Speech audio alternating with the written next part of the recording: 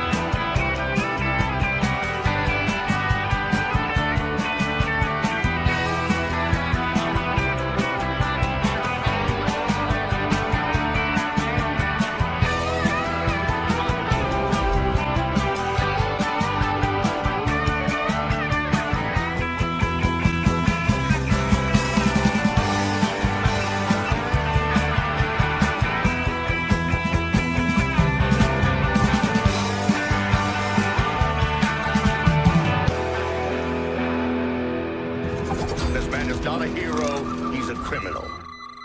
Shut up!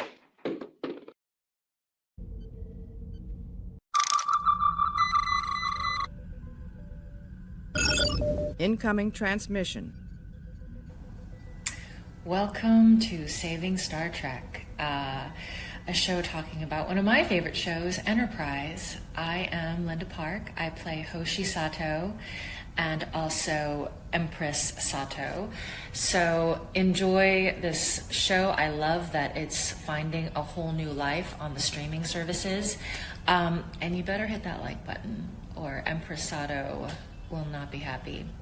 I mean, she could make a storm happen, and she could really make your life hard.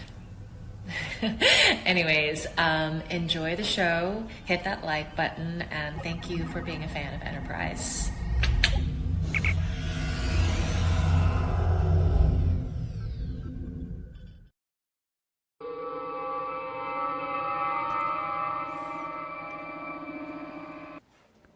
Hello, greetings, sirs and madams. It's your buddy Admiral Teague. It's great to see everybody out there. Welcome to part one of our discussion of Star Trek, the cinematic voyages. But first, I have to tell everyone, if you're coming through later, hit that like as well. Your like counts just as much as the ones of those who are here now in our attempt to get to 30. Also, welcome everybody. We are up to like 3,000, 40 followers. It's something else. Welcome aboard if you're your first time here. Usually we do Enterprise, but as we end out the year and start to head into year 60 for the anniversary of Star Trek, we're doing kind of a series of retrospectives here. Part one is the good. We're considering maybe doing part two of being 7 through 10 of the Next Generation movies as the bad. And then, because we've noticed that people do enjoy it when we're a little bit frustrated, and we can produce some good YouTube when we're angry. Maybe we do the ugly. Section 31 was a piece of shit. Yes. Section where I'm taking you, you won't need eyes. Section 31 is a piece of garbage, but our coverage of it was actually pretty funny. I looked on Wikipedia to look through the list of movies, and it is listed way at the bottom outside of the regular canon of movies, just as TV movie. It's listed? Oh, yeah. I'm glad they changed the designation of TV movie. When Kurtzman leaves, it'll be changed to streaming special. Let me see who we got out there, and then we'll get going. But again, if you're coming through later, hit the notifications, please. Turn them on. We have, YouTube is now confronting me with all sorts of stats. It says my channel has hit, full-on adolescence, which is why it's rebelling on me. Do you know last week the channel stole the car keys? Yeah, channel. Yeah, and also the notification bell. Did it also find your Playboy magazines? stole my fucking weed, the little motherfucker. But here's the thing. I learned it from you.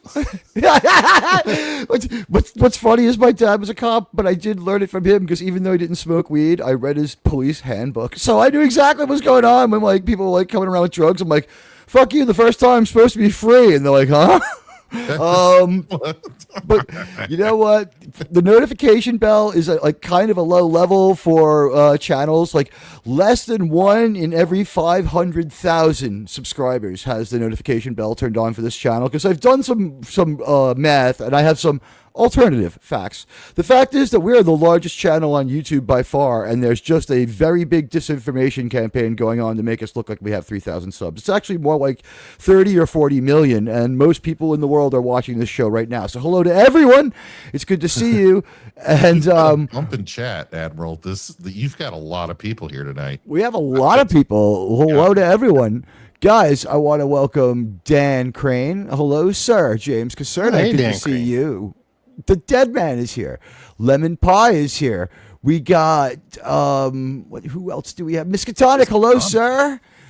We have did I say Lemon Pie? Eminem. Hello to Lemon.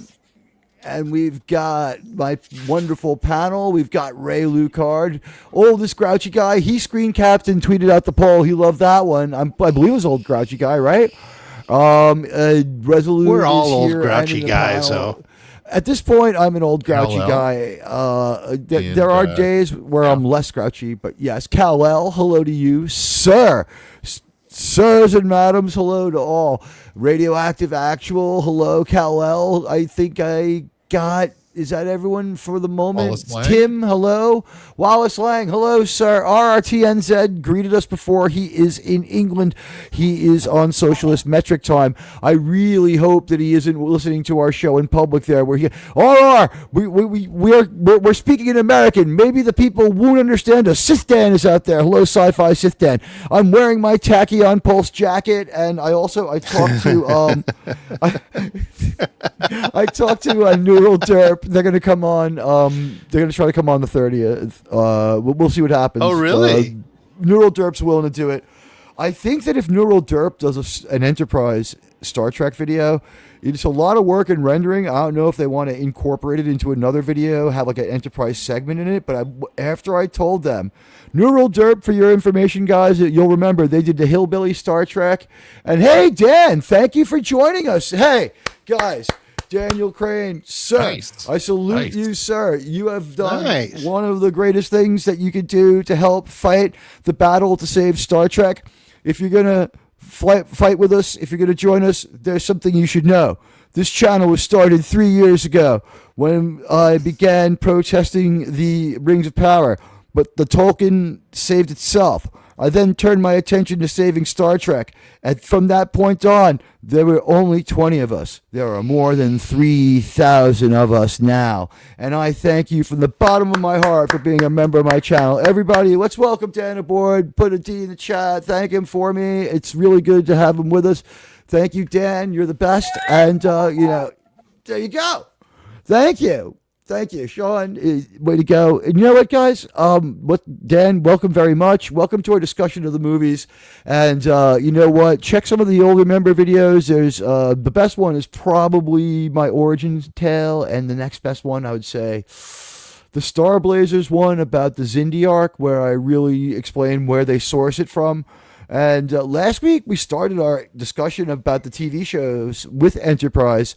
And it's possible that the next thing we get that ends up hitting movie mass is probably, it has a shot of being Enterprise generated. If Enterprise gets big, and did I say hi to Sith Dan? Hello, sir.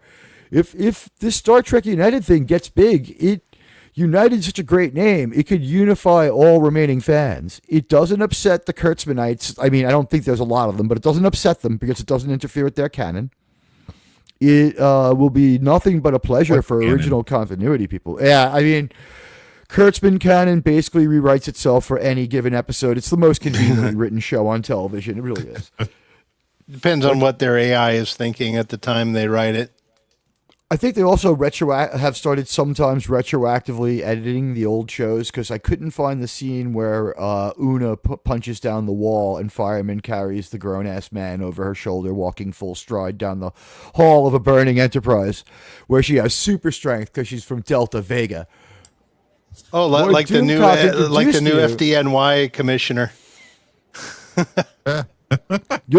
So you remember that? That was a while back. I was like in the Small Creator Showcase. You know what?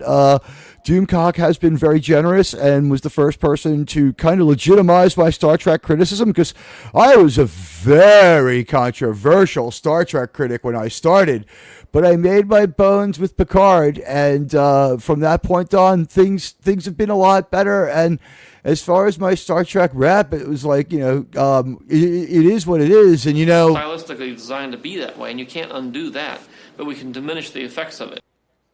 And that's why when we talk about the bad movies next week, we'll spend some time talking about, how maybe they wrote the plot of Star Trek 7 so strong and so dumb that it might be a case to be made that the rest of the movies are a dream and can be treated non-canonically. If I was granted this franchise, I would lean hard into that so that I didn't have to remember all that dumb shit, and I could say, look, man, the Remans are just a stupid species.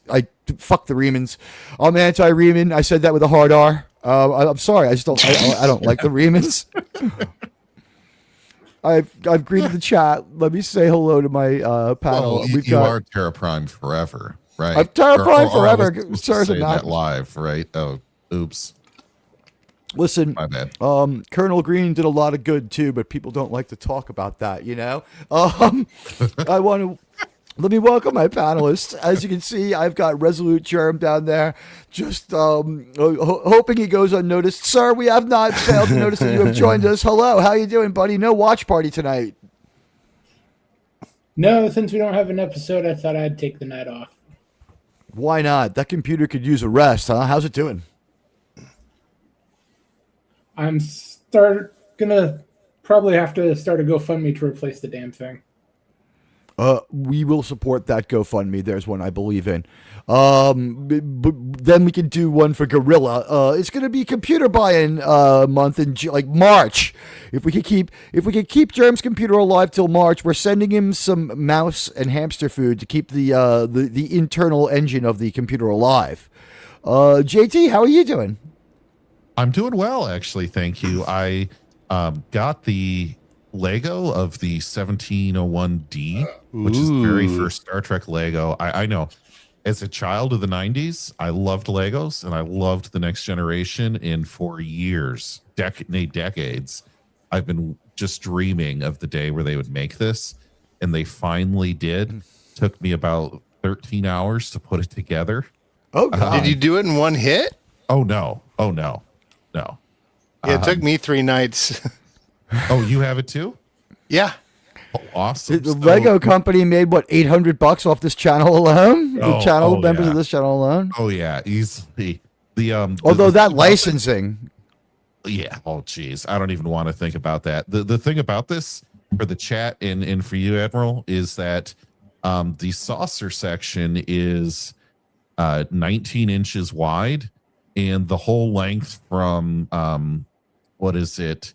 Let's see, from front to stern is 24 inches. It's 2 feet. And I don't know what that is in metric, but it is so large. I don't know where to put this thing because it won't fit on a shelf. Yeah. It will not fit on a shelf. It is massive. It's big, you guys. And I was going to share this. So I guess you didn't see it, JT. The minifigures, I made this. sure.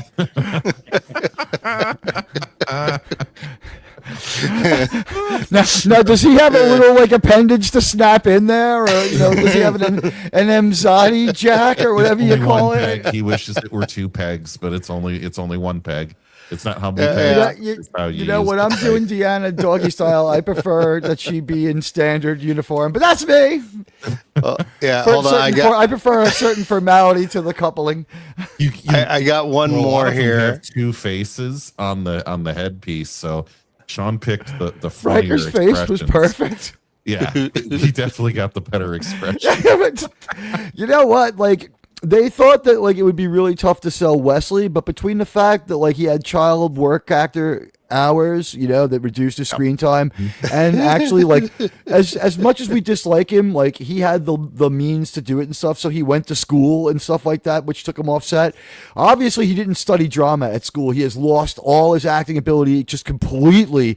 His acting as like the Traveler's Apprentice in Star Trek Picard, if you want to call it Star Trek. Oh, Ha ha ha ha ha ha ha! You should come with me, Vash, and see all the things I can show you. Oh God. Oh, William Shatner hated me. You know what? William Shatner's a good judge of character. When you were 16, you're a fucking asshole. Oh, God. Here's the other one. Oh, here we go. Oh no. Tea, Earl Grey, hot. He's like, toast to you, Beverly. Hold on while I grab my tea. Bev. I had to turn her thinking legs of the future. backwards to get it to bend that way. Just like this is like a weird riff on like what's going on with Snow Dub, right? It's like we have a Star Trek Lego show as opposed to a political puppet show. And hey, I believe that this is Magil Barrett's cue. I'm going to try to use this from now on. Admiral Teague, incoming super chat. Radioactive with a very generous $5 American super chat says, and thank you, by the way, my friend. What does the panel think of the new USS Enterprise CVN-80 being built in Newport News space dock Hell yeah. to be commissioned by July 2030? Wait, they're going to wait. It's a real aircraft carrier. Okay. Yes. CVN. I was like, are Ford they building class. some sort of like orbital vehicle that is going to be called Enterprise that'll really go up there? Because that could happen too. We have the technology. I think it's great. And I hope it has a steam catapult because, quite frankly, steam's better. that's on. We have this reel. The electromagnetic. It We, will. we have this reel that the channel compiled. Sean found most of it of just Trump saying "sir" in different contexts, and one of them is just "sir." Steam's better, and there's like no other. That's the whole cut, and it's hilarious. I'm sorry to Kermit the Frog out in you there. I'm from New York. I talk with my hands, but you know what? Let's turn our attention towards these movies. Welcome everybody to our show, and you know what? We talked last week about the cinematic journey. We talked a little bit about each show. We could do a whole show on each show, and possibly. And thank you so much, Radioactive. An entire show per each movie. That's not what we're going to try to do. This is sort of like a retrospective, and we'll do deep dives at the appropriate time. But let's face it, we're a Star Trek channel, and as we roll into our 60th year, movies, theaters, the ultimate destination for the TV show, right? I mean, a lot of shows didn't get movies. Like MASH didn't get a movie. Yeah, well, it started as one. Yeah, they leveled down. Star Trek goes in the other direction. No, I mean, MASH, obviously, it's a great TV show and it's serviceable. It goes on forever. But think about it. If MASH had been truly good, there would have been a second MASH movie with the cast, right? I mean, not good, but truly, just like it was bankable enough as a TV show. But honestly, like that there's a case to be made that did they miss an opportunity to make another MASH movie with that cast? Did they wait too long till after Jack Klugman was ill to make a movie with the new cast of The Odd Couple? They also, arguably, the second Odd Couple would have been a more iconic movie than the one with Jack Lemmon and I forget the other guy's name, but you know what I mean. Walter Matthau, yeah. Like, who watches that movie? When I say The Odd Couple, do you think of Lemmon and Matthau, or do you think of Klugman and Randall? I think of Klugman and Randall. I hope they show some. You do you, JT? You get the tiebreaker. The Odd Couple. What's that? I think Matthew Perry. Voting. I think Matthew Perry. Obviously, when I think Odd Couple, I mean much more synonymous with The Odd Couple. Yeah, I mean he not to troll the dead, but I mean that was no kind of Odd Couple show. And wow, don't do drugs. The way he looked towards at the end there. Wow. But anyway, let's jump into the movies for a minute here. So the TV shows, the original series ends, I think the last broadcast Turnabout Intruder airs something like June 14th, 1969, which is also Mickey Mantle Day. I don't know how many people know that. So there are a lot of people getting tanked up and celebrating the end of eras in both the baseball land. You know, the Mick got very tanked. I mean, he drank his way through a liver. He respawned his liver and drank through a second one. That's what possibly should be added to his Hall of Fame plaque. What do you think, Sean? I agree. Yeah, I mean, the Mick. The thing that they left off his Hall of Fame plaque that I think was a disgrace was, it should be said, while torn down with a hangover and sometimes high, he hit 550 home runs. You know what I mean? Like, let's have some real appreciation for his achievement. I mean, the man was a party animal. When Darryl Strawberry goes out there, people are going to be like, man, he hit 38 home runs one year. Trashed out of his mind. He would have had a lot more doubles, but he was sniffing the foul line on the way up to first base. Exactly. They asked him, they said, sir, how do you manage to hit so many home runs? He says, I swing for the ball in the middle. When they throw the 3 baseballs at me, I just go for the one in the middle. All right, so in 1979, the first movie comes out after the show is on hiatus. The TAS thing, that's considered canonical Star Trek, and it aired under the name Star Trek with no appellation. I don't know what exactly was going through Gene Roddenberry's mind. No one can understand. The landscape of TV is like changing. They don't know in 1973 when they're making this that, like, what is it, like 4 years in the future, there will be a show with the future navigator of the Enterprise. It'll be like this big groundbreaking thing called Roots, and it's like the story can't it can't be validated. Oh, I thought you meant that asshole with the headband. Which what? Balana? No, you said the navigator. I thought you meant Ilea. Oh! I watched 1, 2, 3, and 5 today to get ready for this, and I was just, when that scene came on, I started sort of snickering. It's like when he's like, oh, he's using visual association, Jim. Good, and it's like, Ilea used to like to dress up like a fucking asshole. Would you like to dress like an asshole? Then I realized that, like, when they play that game, I haven't reached that part in the motion picture book yet, but it was like, Ilea liked to play this game. And it's like, you know, they touch their hands on these screens and they seem to, like, does the game give you like a momentary telepathic bond? I can't wait. Hey, Lombardi, welcome. Yeah, they were playing Pac-Man. Hey, Lombardi. Ilea liked this game. It's called... You know, it's called Lady Pac-Man. Would you like to play Lady Pac-Man? Good, Jim. Maybe she could beat Ilea's high score. Personally, I was glad to see her die. She was always knocking me off the table. Star Trek TMP comes at us on, I think it's December 7th, 1979. And like the day it came out, William Shatner was on Midday Live in New York City with Bill Boggs. And it came out on Pearl Harbor Day? I believe it did. If it didn't come out on the 7th, it came out on like the 6th or the 9th. It was, I think it was the 7th though. Except in Japan, we decided they couldn't see it until the 8th. You know, we hadn't. You know, Gene Roddenberry had not yet forgiven them for gouging those 3 years out of his life. But I digest the motion picture. When I first start seeing posters for it, like, I'm real young. Like, I can, like, kind of read. Like, that's how far back we're talking. Like, I'm reading this. I know it's Star Trek. The font is different. William Shatner looks a little different. Who's this weird bald chick?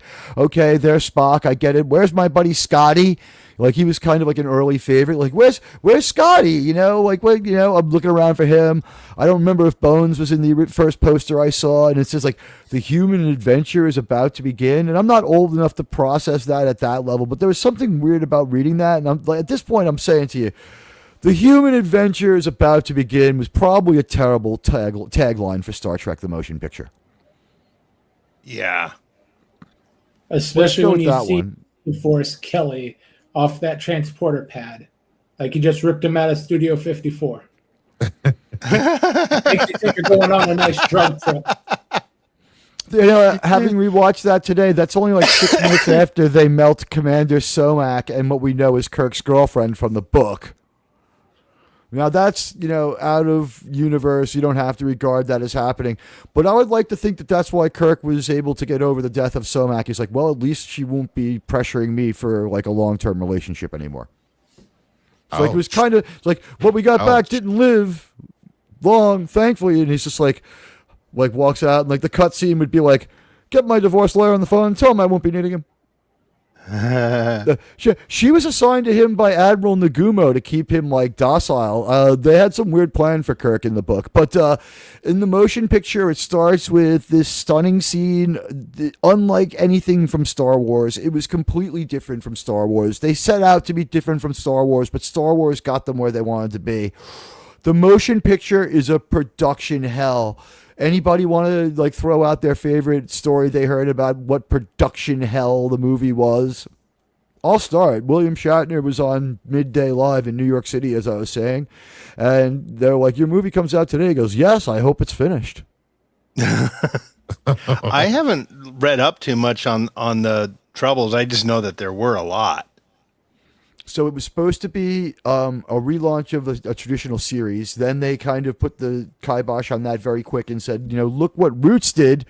And that's why I mentioned that before. Look what Roots did.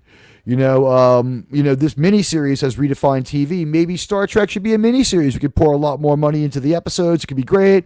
And then I've seen things. I don't know if it's AI slop or real. It was a while back, so maybe it wasn't AI slop. Where Captain Kirk had some big beefy Elvis-like sideburns, and it was like he was estranged from his family and like a broken kind of Kirk. And that wouldn't have really worked for me. And I'm glad that it got delayed as long as it did. And the motion picture was supposed to be then like it was like.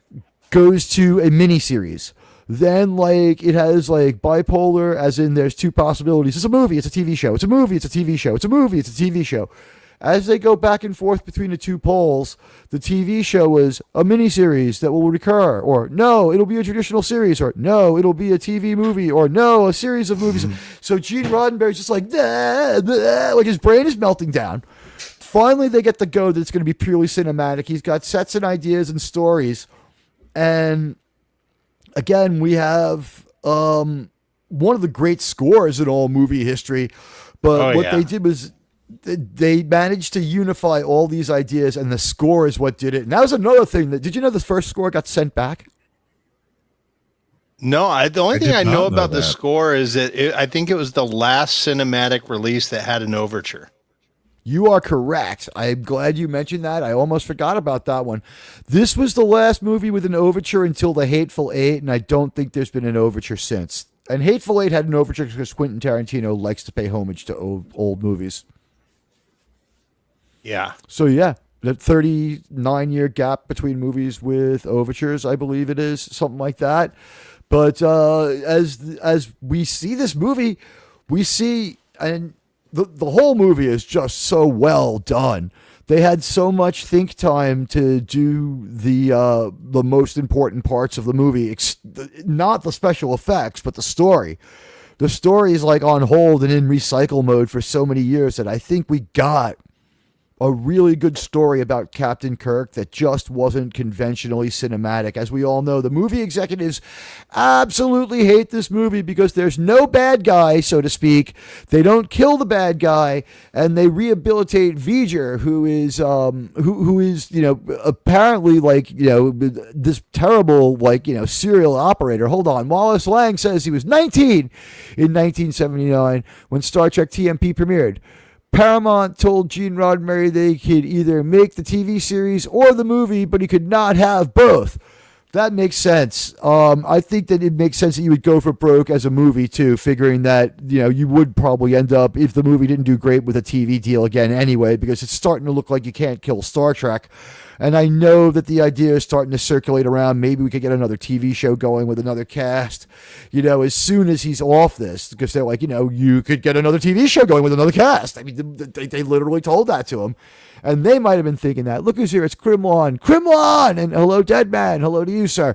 There's a little-known movie by an independent filmmaker called Star Wars that came out that motivated them to make the movie. Star Wars is an independent movie. Yeah, Star Trek had been sitting around in various forms without the special effects being done because he could film the dramatic sequences over and over and retool them, whatever.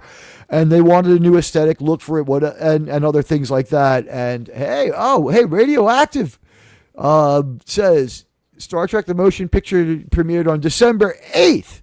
1979. The Black Hole, Disney's first PG movie, premiered on 21 December 79. Wow, almost exactly 37 years ago. No, 40. I don't know. I'm bad at math. 47 years ago. Overshadowed by the Black Hole. Star Trek the Motion Picture overshadowed the Black Hole bigly.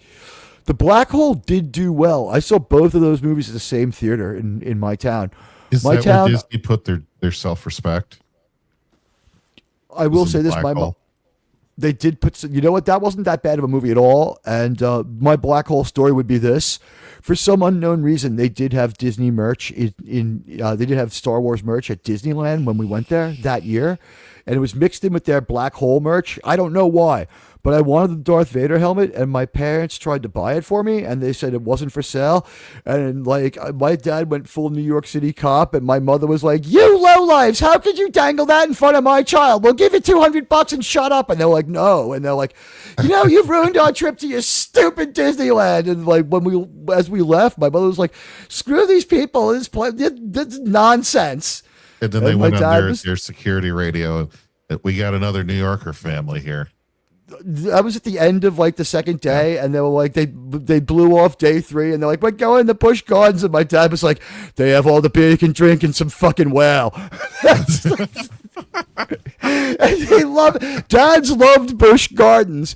The Black Hole got overshadowed bigly. It wasn't a terrible movie, but it was a bit. Let's leave that up there. It was a bit derivative. There's a movie that also only gets made because of Star Wars. Star Trek was coming to us in some form.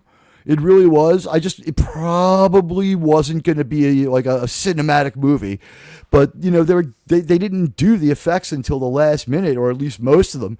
They obviously had to have the model made ahead of time, but I mean, so they upgraded their model. The whole launch sequence proves it. I guess the smartest thing we could do now to really democratize the conversation would be, when did you first see it, and what was your impression? And we'll punt it over to Germ. Thank you very much, Radioactive. And if anyone wants to weigh in on the Black Hole, go ahead. I would say I thought that the weird non-Hollywood ending was like very un-Disney, but like kind of captivating and cool. I was just about old enough to sort of understand it. And like 2 movies in the same year where it's like, I think what happened was it fell into what they used to call a black hole, sir. Germ, when did you first see this movie? Well, as far as Black Hole goes, I haven't seen that since the 80s, and it's I don't see it again until the 2080s, that's just fine with me. I love that movie. As far as this one goes, this was actually the last of the original 6 that I saw. I probably saw it first in the early 90s.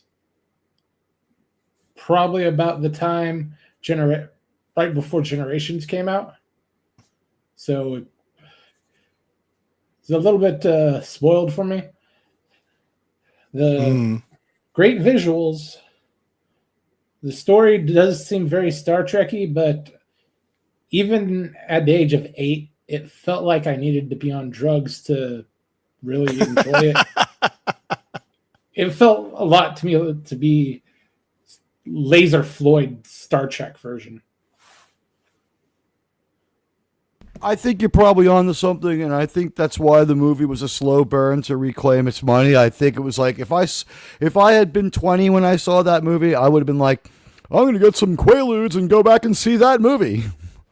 Again, I've got $1.25 for some Quaaludes and the movie and a Coke, and if I need any extra money, I'll stop by the gas station because until Clinton was president, they gave us money to go see to take the gas from the gas station because it was. I don't know if anyone knows this, but America used to float on top of a huge ocean of oil. We've used most of it, but like most of the country floated on top. A lot of places you could feel the oil moving underneath you. Until Clinton was president, they used to pay us to take the gas from the gas station. Speaking of gas, I want to piss everyone off. Go for it. The gas station near my house is $1.98. I saw that. Oh, fuck you. Oh, no. Yeah.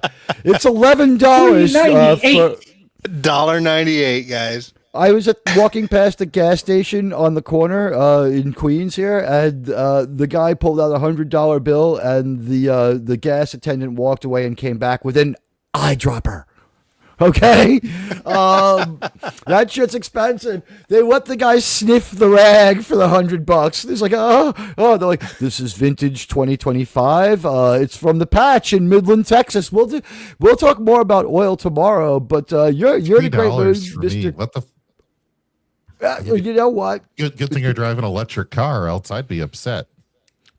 You know what? When they go out and have the car boys go and break the wild cars out in the plains of Michigan where they run free and wild since the Spanish brought them over. And of course, we did change how the Guardians behaved. That we know that the Apaches were peaceful until they got cars. But, then they started a series of drive-bys on their neighbors. But the point of the matter is, the price of gas needs to be cheaper where our herds of cars are concentrated. But you know what, JT? It's your turn. When did you first see this movie, and what did you think? I definitely saw it in the 90s on VHS on, your color TV, and I thought it was boring.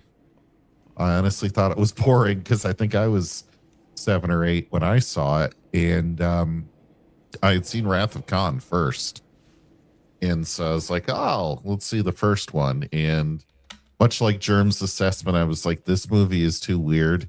And why is it taking 9 years? And isn't the Voyager satellite kind of too old? Like, what is all this? And I didn't understand it at that age. Well, it was Voyager 6. More accessible. We were only up to Voyager 2, so that made sense to me. But yes, the Voyager was big news. Like, I was in grammar school, right? So all that stuff was like huge news. Like, we're going to build a space probe and it's going to go to Penis or whatever, whatever planet it's going to. But I was born in Florida, so I was close enough to Cape Canaveral. I could see the space shuttles from my backyard. Not Russia with a former governors of a state, right? I could actually see this stuff. So it to me, I was like, oh, the old NASA stuff. I want to see space shuttles, right? So I totally missed the grandeur of it, I think, until I was an adult. But even now, there's some hippie things that really just grind my gears with the movie because if no one can tell yet, I don't like hippies. So, was it stuff like Ilea like to dress like a fucking asshole and stare at herself in the mirror? Would you like to dress like a fucking asshole and stare at yourself in the mirror? It was stuff like that, just the outright weirdness of it. Yeah, pretty much. Yeah. Also, Bones being like questionable drug user Bones. That's fun. And then the whole kaleidoscope drug induced passage into Voyager by whatchamacallit, by Spock in the suit. Yeah, all of that. Plus, I think I didn't see it till Star Trek Voyager was out, so I was like getting also confused about why they were calling it Voyager. But I'm like, is this related to Star Trek Voyager? Like, what the hell's going on here? So when I saw the name of the new show was Voyager, I'm like, huh? Is it an origin story? Hey, old grouchy guy. Yeah. The ridiculous space shuttles were Nixon's fault. Introduction to that movie for me, and so as a result, it's not my favorite one. I mean, well, Wrath of Khan's its own thing, I don't rank it that highly. I don't. And I find that people that may have seen it within a couple years, the original release window, just love this thing way, way more. I am glad that they changed up a lot of the costuming. I mean, I love the ship panning scene, of course, but I'm glad they went a different direction for the rest of the movies. I know Gene might not have been super hot on those red uniforms because they look too military for some. They're great. They're I great. love them. They're actually my favorite uniforms, and I'm glad that they chose those. So what you see in TMP is a little too leisure suit Larry kind of stuff. It just didn't as a kid, I really- was confused, and it made me wonder if they shared a world with Space 1999. I'm like, is all space I could shows see kind that. of connected? I Yeah, can I was like, understand that. what? I was like, does this somehow bind these two? Are they going to find Commander Koenig? Are they going to be drunk too, like the doctor from that show always is? And then they beam up Bones, and he's like, "I'm drunk, Jim. I was at fucking Studio 54. I was this close, you asshole." You know what the thing is? That movie is the pacing of that movie. That scene happens like 4 minutes after the deaths of Somak and Lori in the transport. Yeah. It's like And Kirk's all smiles. Yeah, they're acting like it's unreasonable to be afraid. They just killed 2 people. It's like, there's a thing out there. Why is everything we can't understand always called a thing? Which, by the way, is the only joke in that movie, I think. Is it a joke? Is it a joke? It is a I don't know joke. if it is. It's a joke. Why is everything we can't understand always called a thing? There was one before that. Is when the Kirk yeoman comes acted off the like- transporter pad, and McCoy was like, "Oh, scatter his molecules into space." Oh, yeah. That woman delivers that line so badly. She's one of the few bad actors in the movie. There are 2 bad actors in the movie. One is her, and the other one I'm going to assume is William Shatner's wife, the woman who replaces Aaliyah on the bridge and like delivers those lines very badly. And Ensign DeFalco, I believe, was the current Mrs. Shatner. I'm not positive, but I know his wife was in that movie. You know, I did love seeing the Enterprise. It looked like a completely different thing. They had to do a lot of work to make me feel like it was the same ship again in Wrath of Khan, but somehow they did it very quickly. It's like they want you to believe it's a whole new ship. They want to keep the name Enterprise, so they do this refit thing. It does fit their story very well, but it was built like it very quickly. It looks like a battleship. They did it They very said- quickly. "Sir, we want transwarp drive," and I said, "Steam's better. We don't need this trans stuff on the ship." No, you know what? It's Sean's turn. What? Steam's better. Sean, when did you first see it? What'd you think?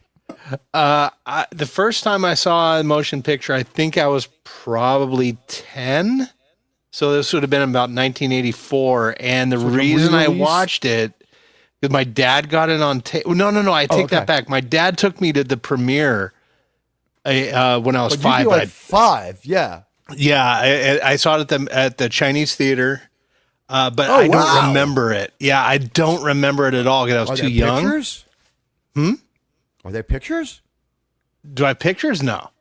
Oh, too bad. Wow. I vaguely remember being in there and being confused, but my dad just wanted to go. But the first time I watched it in earnest, I was probably 10. And I only watched it because I had seen Star Wars too many times, even for then. And I wanted something space and something new. So I watch it and I just fell in love with it because it just, the beginning third of the movie, you just feel how big Starfleet is and how big the space is with the size and the scope of V'ger. And you know, when you see the Enterprise in there and it's like a dot compared to everything else, even since then up to now, they haven't captured the scope of how big Starfleet really is. You know, like they're at the Epsilon 9 station, you hear all that comm traffic going on and you realize like there's a lot of ships out there.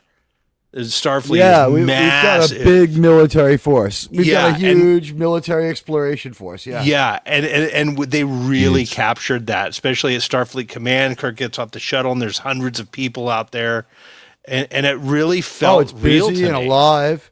Yeah, and Yeah. we don't get the hugest look at Earth, but like we start out on Earth somewhere that we've never been in the show. We Yeah. never went to Earth, at least not their Earth. We went back in time to 1930s Earth, and we went to the 1970s Earth, where Kirk has the Yeah. awesome brown suit and brown trench coat, where he just Yeah. looks awesome. Awesome. You in could that argue outfit. they've screwed it up since by making the Enterprise the only ship in range when they're Yeah. circling Earth, you know. Yeah, it's in always 5, that they tell place. them they don't care that the ship's not ready. It's not really a battle mission. They just need Jim Kirk. But that was in that's Star Trek possibly 5, in a and they dream. actually Yeah. finally got it right in Star Trek 5. He goes, other ships, but not. I need Kirk. That But was the best way to do it.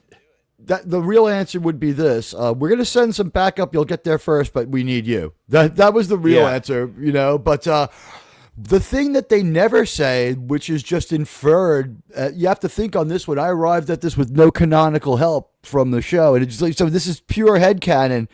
But I believe it raises itself to in-world. The reason why the Enterprise is laid up so much is because it gets run really, really, really hard. And the reason why it's got an inexperienced crew on it is because they want every single person in Starfleet to spend as much time as possible around Captain Kirk. And if he writes someone up, it's like, that's it, you're done. If he says someone is brave, run you're hard like my conspicuous. ex-wife. You said she's getting remarried, so there'll be someone else to join the 12-step meeting for that one. Yeah. Oh God, yeah, yeah. But my ex-wife really hated Star Trek too. So I mean, oh gosh, she was a nightmare. I think they have the same tolerated the diabetes Star Trek medication, though, so it's fine. Oh, Mine did Sure. start going that way. She expanded her horizons, so to speak, after we broke up. But it's like most women do the opposite. I was like, wow, well, you're not making me regret this one at all. But anyway, back to this movie. No, she did that before the divorce, and oh no. Middle-aged men talking about Star Trek, guys. We got it for you here.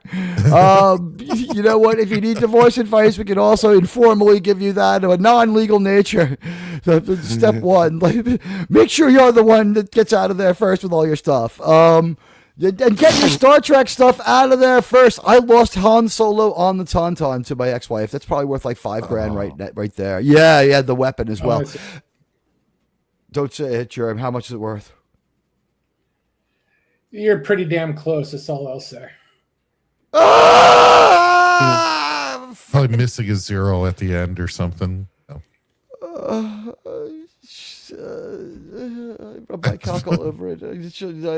Star Trek, Admiral. Star Trek. Yeah, it wasn't. I got my Star Trek stuff out of there. You know what? But the first movie, Sean, first time you saw it, you were 10, and Yeah. you were also just weirded out by it. I don't know. You understand I just would watch it and be mesmerized, and it really sent me, because it felt real to me, because there wasn't all these flashy things, there weren't laser beams going everywhere. It felt real and organic, and I just It is a loved lot I still more do. grounded in that sense than any kind of Star Wars movie. They don't do any. There's a little bit of soft magic, but it's only in like one cut and only for like 1 second. Like, I can take your pain away, Chekhov, which is Yeah. the weirdest moment. I guess it's left over for when it was going to be a TV show. Yeah, And it's I like, mean, we need it. out of all the movies, TMP felt the most realistic as far as like, is that what the future really could look like? And it felt organic to me. It still kind of does. You know, we After didn't see. seeing a lot of Star Wars, I could see how it would seem grounded by comparison. Yeah, right? it just did. Yeah. I remember walking out of that movie theater and just like my uncle attempting to explain to me what the computer system of the Voyager probe that we had sent out was, and no, this isn't one of the ones that we sent out. And no, don't worry about the fact that the movie kind of doesn't make sense. You have the rest of your life to figure it out. Just shut up. He tried. He was a great guy. He tried. Even back then, though, the thing that at 10 years old, I'm like, this advanced planet couldn't clean off Voyager. To read the name, like they called it Voyager because it was dirty. They didn't have that spit and polish that Captain Kirk Yeah, has. they didn't have Lemon he's Pledge got- available, I guess. What happened was he They had were the some wrong space- kind of aliens. Hail the Daddies. Good evening, sir. Hello, Dadman, sir. Yeah, Hi, and hello to Dadman. Jonathan Hancock. I didn't actually greet you, but I did put a hello in the chat. It's good to see you, Jonathan. Sir, we're all here. We're talking about the movies, the motion picture. I can say, you know, the first time I saw it, I did see it in the movie theater. I saw it. I live in New York area, right? So I lived in Queens. We saw this movie at a movie theater that was from maybe 1880. It was converted vaudevillian theater. So really, really, really beautiful. Really, really, really. It had not been like even cleaned since like 1930. So you know what I mean? Seriously, like I know some what kids. you mean. Yeah, that's a good way of describing it. Yeah. I Yeah, remember it's seeing. New York. Yeah, it was it was like a movie palace though. Like it had movie palace level beauty to it. You know, it was a vaudevillian theater transformed into a movie theater. It had shown silent movies. Obviously, they convert that one. I think the real problem was converting it from a color movie theater to a black and white movie theater to a color movie theater. I don't know how they did that. Sometime around the time they passed the laws about integration when they made the colored movies. I guess, I was gonna say. I don't that. know. Yeah. Oh, sir, guys, we're just being edgy. But no, I saw it in this old movie theater that had some grandiosity to it, and like, you know, I saw it, and you know, sitting through this overture, which was like kind of common, not uncommon, but like kind of common. Like I'd been to like maybe one or two movies that had overtures before that. Like, I think maybe two. Like it's possible that Jaws and it's possible that Close Encounters had overtures. But like they would go, like I said, this is the last one till like Hateful Eight, I think is the one I said. So I remember sitting through the overture and being fascinated by how great the music was, hearing the music and feeling like it was real Star Trek music, being weirded out by their uniforms, totally weirded out, having no ability to comprehend V'ger, even though I had read about that stuff, been told about it, and had it explained again to me by my uncle.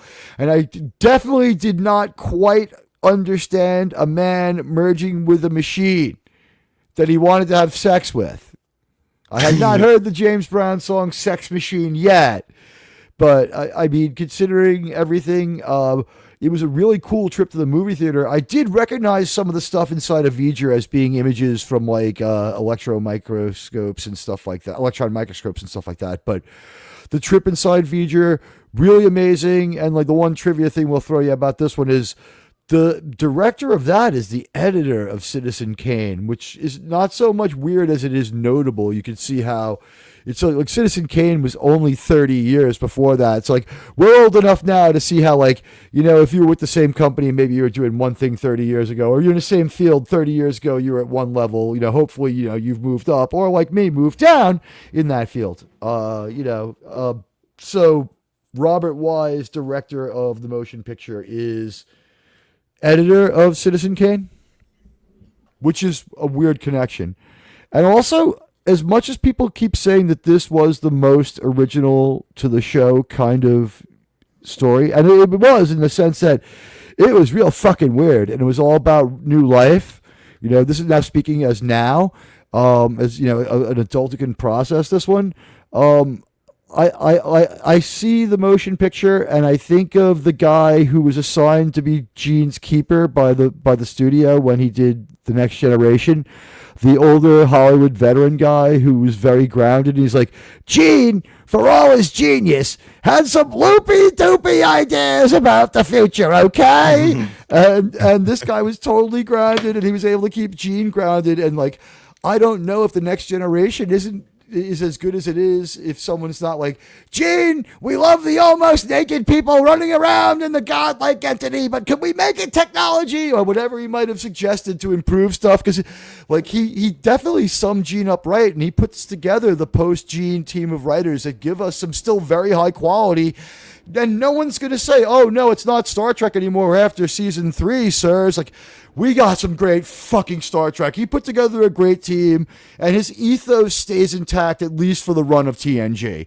If you want to say it's falling apart for Deep Space Nine, I would say you could even view Deep Space Nine as an expression of the frustration of the writers not wanting to stay true to Gene's vision anymore. Yeah, they gave him the middle finger a few times. Not a huge middle finger, but I would prefer to say shading him. Hey, Kal-El. Yeah. I prefer to say shading him. The middle finger Kurtzman is what did we the saw. middle finger. Yeah. Well, yeah. Well, at the time, though, at the time they were middle fingering him.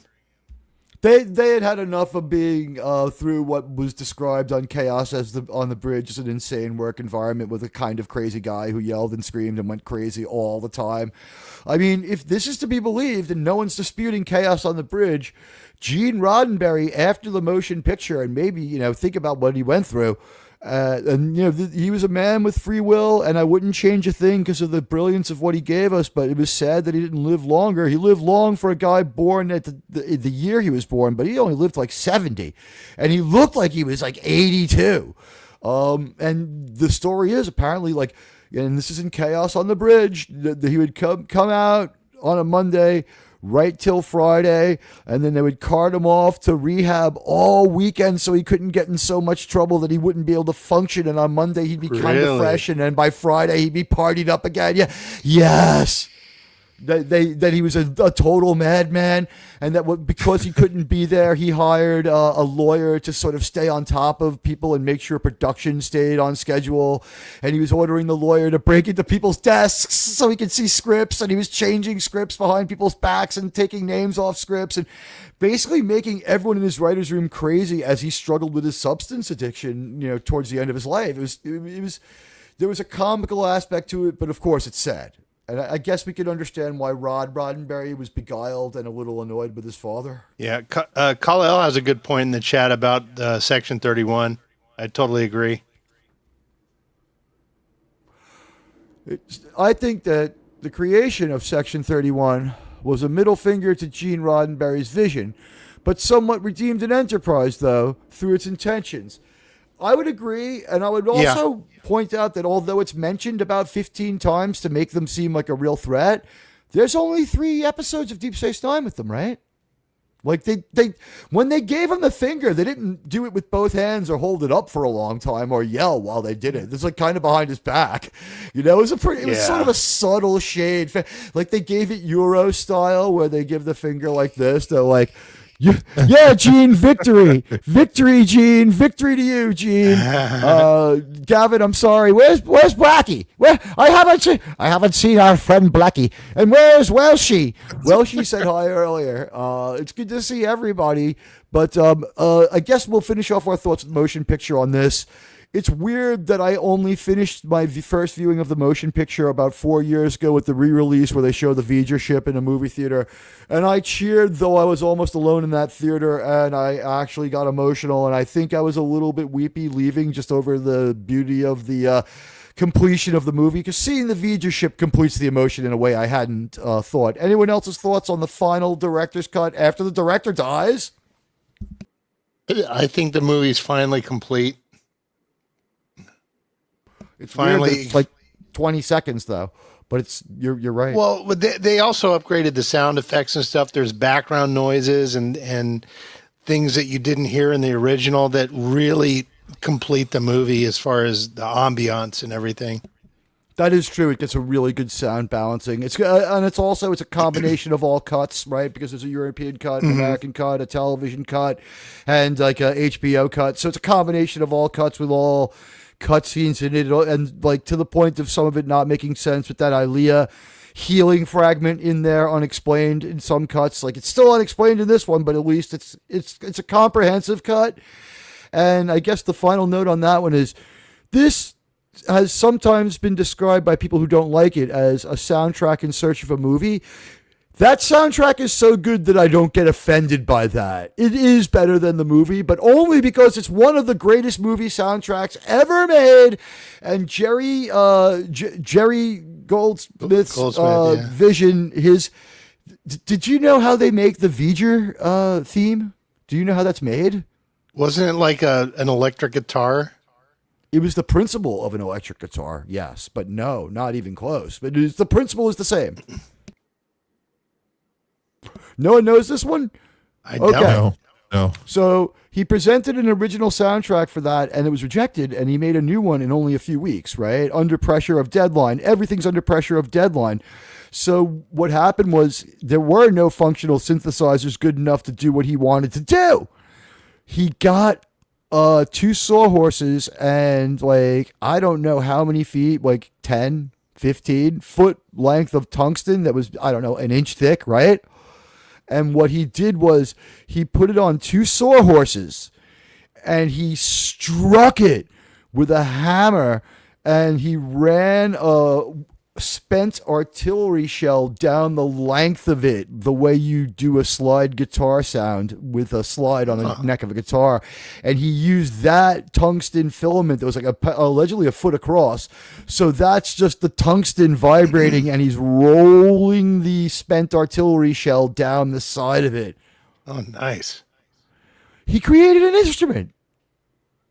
Think about the vision. He had to sit there with some sort of electronic tuning device, although I'm sure he had a great perfect pitch ear, but some sort of electronic analog tuning device to see how he's getting it in key so he could then cue the orchestra. I want this to be an E. You know what I mean? Stuff like that. Okay, the sawhorses need to be 12 feet apart. Let me mark that. I got to hit it right about here. Let me make that is crazy. But it's not that different from his Planet of the Apes soundtrack, where it's percussion heavy as well. And the Klingon music from the motion picture is very percussion heavy. Gene Roddenberry's favorite composer seems to have been Jerry Goldsmith. And the last notable musical thing I'll say is they do have, when they're stuck inside Voyager, there's a Captain's Log moment where they do play the original Captain's Log music. It's the only original music in the whole thing. And it's just enrapturing, isn't it? When you hear that, the Alexander Courage theme. Did anybody catch that? Yeah. I swoon a lot when I watch this movie now. I'm not riveted. I swoon. I'm just it's so beautiful. It's such a great idea. It's so Star Trek-y. Let's go over. Before we move on, I have a question for everyone. As far as TMP, your favorite moment of the movie?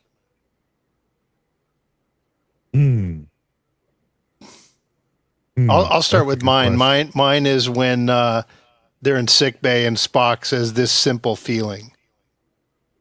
That is a great moment, because that's when Spock, you realize, okay, he's not really changed. He's come full circle, and he's the mind meld with Voyager overloads his emotion circuit and resets him to TV show Spock. Well, even a little deeper than that, because he wouldn't have. Well, yeah, I mean, we do see the TV show, when he gets excited when Kirk's alive. Yeah, in Enterprise, it's like, Jim! Yeah. He's somewhere, he's gone a little further, but remember, this is only 2.5 years after Turnabout Intruder. Or after, whatever the last episode of TAS is. Right. So their 5-year mission had only been completed 2.5 years earlier. So it's 2272, right? 7 years, or 2273, 7 years after 2266. So that's where our started approximately. And I guess my favorite moment of the movie, I need you. I need you. I think that moment between Bones and Kirk, as we start to get the band back together, we've seen Scotty, we've seen Uhura, and here comes Bones, and he's just as shot out of a cannon and dour and bitter, and he's Aretha Franklin, sing her thing. Oh wait, sorry, Blues Brothers. You said we were getting the band back together, right? Yes. Damn it, Jim. I had just sold some of my stash as a doctor at Studio 54 to pay off my loan for medical school, and you beamed me back. Now, listen, I know the books are not canonical, and no one considers them so, but I will say this. The book and the movie of Star Trek The Motion Picture are by Alan Dean Foster and Gene Roddenberry. Both On this one, I'm going to call the book canonical. So say we all. So say we all. I think books are. Yeah. Sure. Well, not always, but It depends not? how far removed. This one is hard to argue the canonical nature when it's written by the same two. It's not like he was a ghostwriter brought in to ghostwrite someone else's script. It's not, Alan Dean Foster interpreting what Nicholas Meyer wrote. It's Alan Dean Foster's novel of Alan Dean Foster's screenplay with notations put in there as editor's notes in the voice of just Roddenberry spelling things out. A lot of stuff said directly in the motion picture book. Like when Kirk is asked about whether or not his relationship with Spock is sexual, and he laughs, and it's like, who would think that I could only have sex every 7 years? So, we get like a firm denial of that. I guess like Roddenberry was like bothered by the slash fiction. And also there's this thing called the Senseiver that's kind of a cool literary device that doesn't change the movie and brings Kirk into the action that much faster. You know what? One last thing I'll say about this.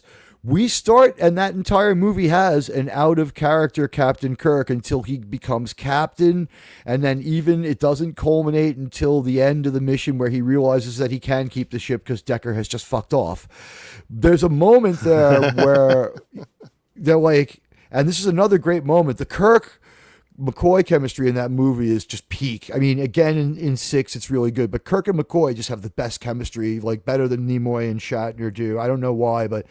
yeah, I think it's maybe DeForest Kelley is the best outright actor of all of them. Certainly, if you go by their opinions of it, his role is somewhat larger in 4, 5, and 6, in 3, 4, and 5 than it is in other movies. Because I think 3 especially. And Leonard Nimoy's directing that. I think he's just like, only DeForest has what it takes to, you know what I mean? Like DeForest can handle this acting challenge. And you know what? When forced to act like Spock, he does a great job, but that's a conversation for one movie in the future. We have the ultimate movie of the franchise to discuss, but the most Star Trek moment of the movie, the only moment where Captain Kirk is in character is when he has the second meeting with Spock in his quarters. Please sit down, and Spock leaves, and then Kirk is talking to McCoy, and McCoy says to him, it's like, in the book they tell you that McCoy actually went to the promotion board and demanded Kirk not be promoted because he said that it was against his nature and would be physically bad for Kirk to not be a Starfleet captain. Yeah, and a bunch of Starfleet medical doctors signed on and said that making Kirk an admiral was terrible for his health, and that he was his best destiny, the best prescription for everyone, including Starfleet, was to keep him a captain. It was crazy to make him an admiral, and like it's sort of like in a company, like you don't make your top guy a manager, right? You don't take your top salesman off the floor and make him a manager. He's your top salesman. He might out-earn the manager. You take like a guy you trust who's like a mediocre salesman. He can be in there like when things are tight and sell enough cars because people are coming in to buy them. But the guy who can sell cars to like, everybody, all the time, that's the guy. You don't want to make him the manager. That's it. Seems to be what was going on with Kirk. But Kirk ends up being manipulated into being an admiral in the story of the book. And the only moment, and they address that in Star Trek 2, both McCoy and Spock say that. McCoy says it first, and they rerun the scene from the cage with Dr. Piper and Captain Pike, but it's age appropriate and time appropriate, but it's beat for beat almost the same. It's a very Roddenberry like scene.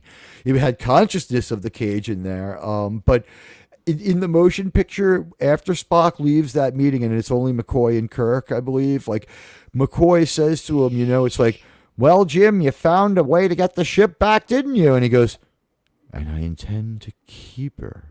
And he's realizing it as he's saying it in disbelief of his own lack of control and compulsion.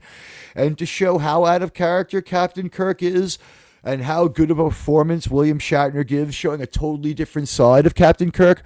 When he gets off that vehicle, whatever the fuck it is that brings him to the Starfleet headquarters, there's a bunch of officers standing there ready to meet Captain Kirk, and he bolts right past them without even looking at them, and they all one of them looks kind of disappointed, and he starts to say something, and Kirk walks by him, and he just kind of looks down, and it's like, this guy waited all his life to meet the great Admiral Kirk, and like this was his meeting. He was supposed to escort him to Admiral Nagumo's office, and he just blows right by him because Captain Kirk's a man possessed because he's seen the major attack on the Senseiver that Starfleet gave him, and also because like he now sees an opportunity to get the Enterprise back. He ditched his relationship as he figured out that the Admiral had set him up with the woman to keep him from going back into space and to make him take the ground assignment, and that she didn't dig him as much as she was doing this to advance herself in Starfleet, which I don't know what that says, but like Nagumo was some sort of wise, sage-like character that Kirk resented but didn't hate.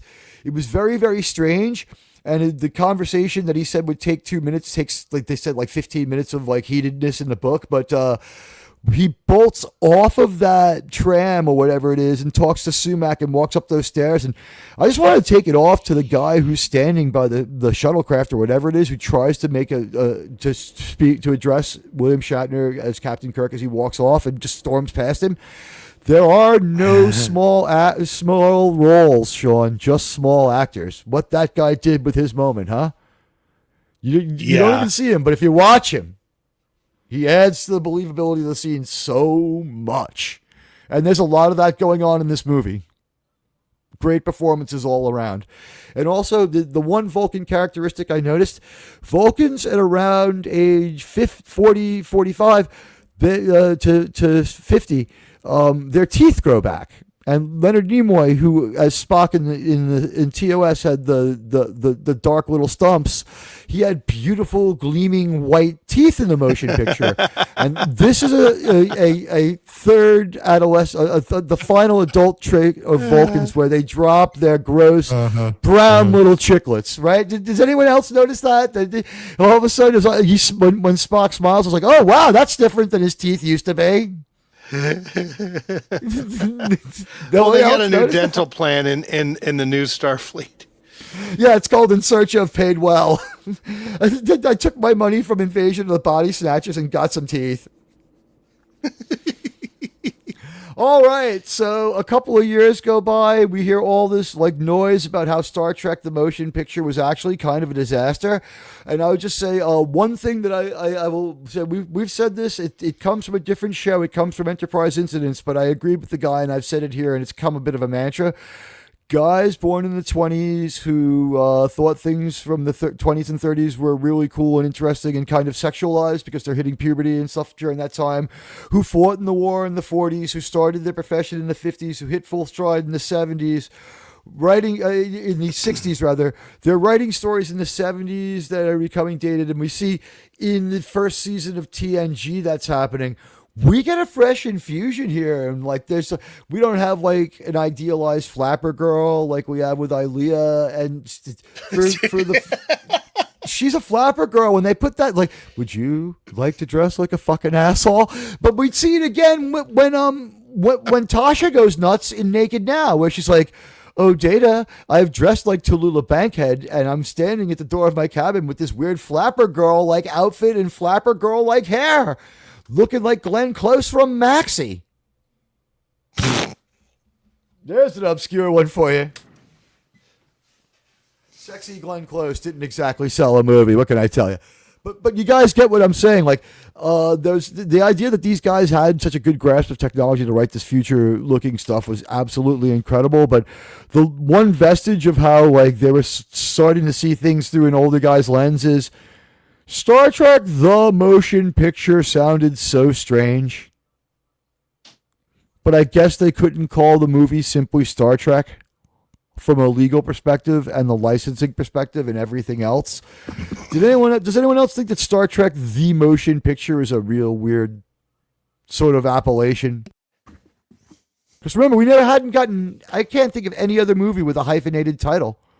Like there's Day of the Dead, Dawn of the Dead, Day of the Dead, and not even really related, but you know what I mean? Like, it would seem there was a sequential nature to something rather than sequels didn't have subtitles. Go ahead. They had to have something on it because they already had Star Trek and Star Trek cartoon version. It's either the third version of Star Trek, which is going to get really confusing to people, or just make up some very weird subtitle like Attack of V'Ger. I like Attack of V'Ger better. Does anyone else want to just comment on the use of the term motion picture? I'm curious. Yeah, it was kind of lame. It's weird more than lame and dated sounding, right? It's like drop a dime still makes sense, but it's been a quarter since like 1980. Because we're getting close to 50 years of it being a quarter. But does anyone not know what drop a dime means? Well, like a bag? No, it means to inform the cops. But yeah, a dime. I bought many a dime bag in my day. All right, I dropped one once. I'm pissed. Ooh, couldn't find it. Oh God, nothing worse than that. When I lost mine, it was a 50 bag. It was even worse. But that dorm room had a way of swallowing things. I think my roommates might have found it. Go ahead. I said I'll disprove your theory, Dr. Strangelove or How I Learned to Stop Worrying About and Love the Bomb, 1964. That's true, although that just has a weird long run-on title, right? Like, and that was supposed to be weird. That was supposed to be off-puttingly weird. That was like the intention, of the establishing humor. But yeah, okay, that is an earlier example. That was definitely an exception as well, not the rule. Where now it's like Disney doesn't know how to make a movie without a colon in it, because it's a steaming pile of what comes from one's colon. There were I don't know if there were like direct sequels. Like there was a Thin Man franchise of movies, but they were like glorified serials. If you see the production value, they're almost Poverty Row. And I think the idea of an ongoing serialized story has only started to come back into vogue with George Lucas popularizes it. Jaws, of course, already has a second movie, or maybe even a third by this freaking point. Well, no, the third one's a little later, but there's another Jaws movie that's just awful. And so, like, franchises, Amityville Horror sequels and stuff like that. So, like, Hollywood's got franchise-itis at this point. So, the motion picture was going to happen. Revenge of V'ger would have been great, or Attack of V'ger would have been great, but a couple of years go by, and with a different composer, we get another Star Trek movie. This one's got a subtitle that I had to go ask my parents what the hell the word meant. Wrath of Khan. This was, I guess, in a lot of ways, bringing Star Trek back to its baseline, but enhanced. This is an episode on steroids. This does relate to other Star Trek. This does have a clean through line to the TV show. Whereas the biggest criticism of the motion picture was where Nomad has gone before, because it's kind of a mashup of the Doomsday Machine and the Changeling. This one is like a clear sequel to an episode that has just a great, powerful villain who's a huge star at the time, and Wrath of Khan hits theaters, and from that opening sequence and that amazing music, and then, like, we all had heard Spock might die, kill him and bring him back right away, and that amount of like a rug pull, like a double rug pull, like right up front. Today's writers can't do that stuff, and we've got this incredible movie like nothing I've ever seen before. I think I was 11 or something like that. This was like the greatest trip to the movies of my young life. I never got over how incredible it was. Me and my friend were completely blown away. I had no clue what I was in for. I expected it to be another movie like Star Trek the Motion Picture, and I didn't expect a lot of excitement. And lo and behold, it's like arguably on par with any Star Wars movie for excitement. I mean, not on a massive scale, but there is like prolonged battle sequences. There is, a lot of military action and planning. There is no love story really in this one. Like, it's totally different from that. That element is taken out of it. Like, there's just like an old flame is on the scene, and they still have high regard for each other. On another show, someone told me that Besh is Samantha Mathis's mother. Sir, incoming subspace transmission. Whoa! Hold on a second. I have to play some sound for this one. Admiral Teague, incoming super chat. Wow, Vic Fontaine, I want to thank you. Over on the YouTube side, no less. Hail, Admiral Teague hopped on the sensor tube to send a little holiday cheer your way, but the party is still on Rumble. Keep up the good fight and keep saving Star Trek, Vic. I want to thank you from the bottom of my heart. It really is super kind of you with 99.99 US dollars. You, sir, are a great and wonderful person. And thanks to the Big Beautiful Act, as much of that as I get to take home from YouTube does not get taxed. So thank you, very much. It means a lot. And Vic is the reason why we have the Rumble presence and the Rumble, outlet. When a lot of times I blew it off for like a year, and when Vic told me he couldn't enjoy it here anymore, he was so upset with it. And you see what he's saying. I felt it was unfair. It was when I first took over that we started going to Rumble again. When we moved to the later time slot, and we said, okay, you know what, we the people have spoken. Star Trek wins the vote every week. We're going to organize some way to keep on doing Star Trek. You lost your leader. You won't lose each other. We're going to keep this community together. And it wasn't too long after that YouTube moved the goalposts for one of its many times, and it loves to do that. And they had slapped down a few channels, and Vic, he did not rage quit. He principled, walked away. And I felt it was only fair to set up the Rumble feed for him. It's there. It existed. My problem with it is that it fails a lot, and it's a little bit of a pain in the ass. Of late, it has been a lot easier to deal with Rumble. And you know what? I go to sleep at night thinking, you know what? I hope Rumble gets it together so that there's some real competition. But for year after year, the bell has been rung for Rumble. If Culture Casino can only get 11 people and they don't talk much over there, I don't know if I can change the world. Only Fat Steven Seagal has a great brisk chat and managed to do it, so it can be done. That's what he goes by, Fat Steven FSG Gaming. I love Steven. But that's what he goes by. He's the thumbnail guy for WDW Pro, and he's got 30 people there right now on Rumble. He's great at Rumble. He also just had principled, walked away. But Vic wanted the show on Rumble, and I was like, what the hell? He deserves it. He's a great and loyal Star Trek fan. Like, no fan left behind is my motto as Admiral Teague. Like, I will go where the Star Trek fans are. We had established ourselves at this time. This is the appointed time and hour, and we'll still be on at 10 o'clock, but there's, maybe we drop the channel update now. 99.99 is a great time to say, we're moving to 9. We're doing it. We're moving to 9. We're moving to 9 o'clock, and the goal is for 9 to midnight. This way, when the show runs late and runs to 12, we still have, pretty much like Sean and JT will still have 2 bars of power. Best way to put it.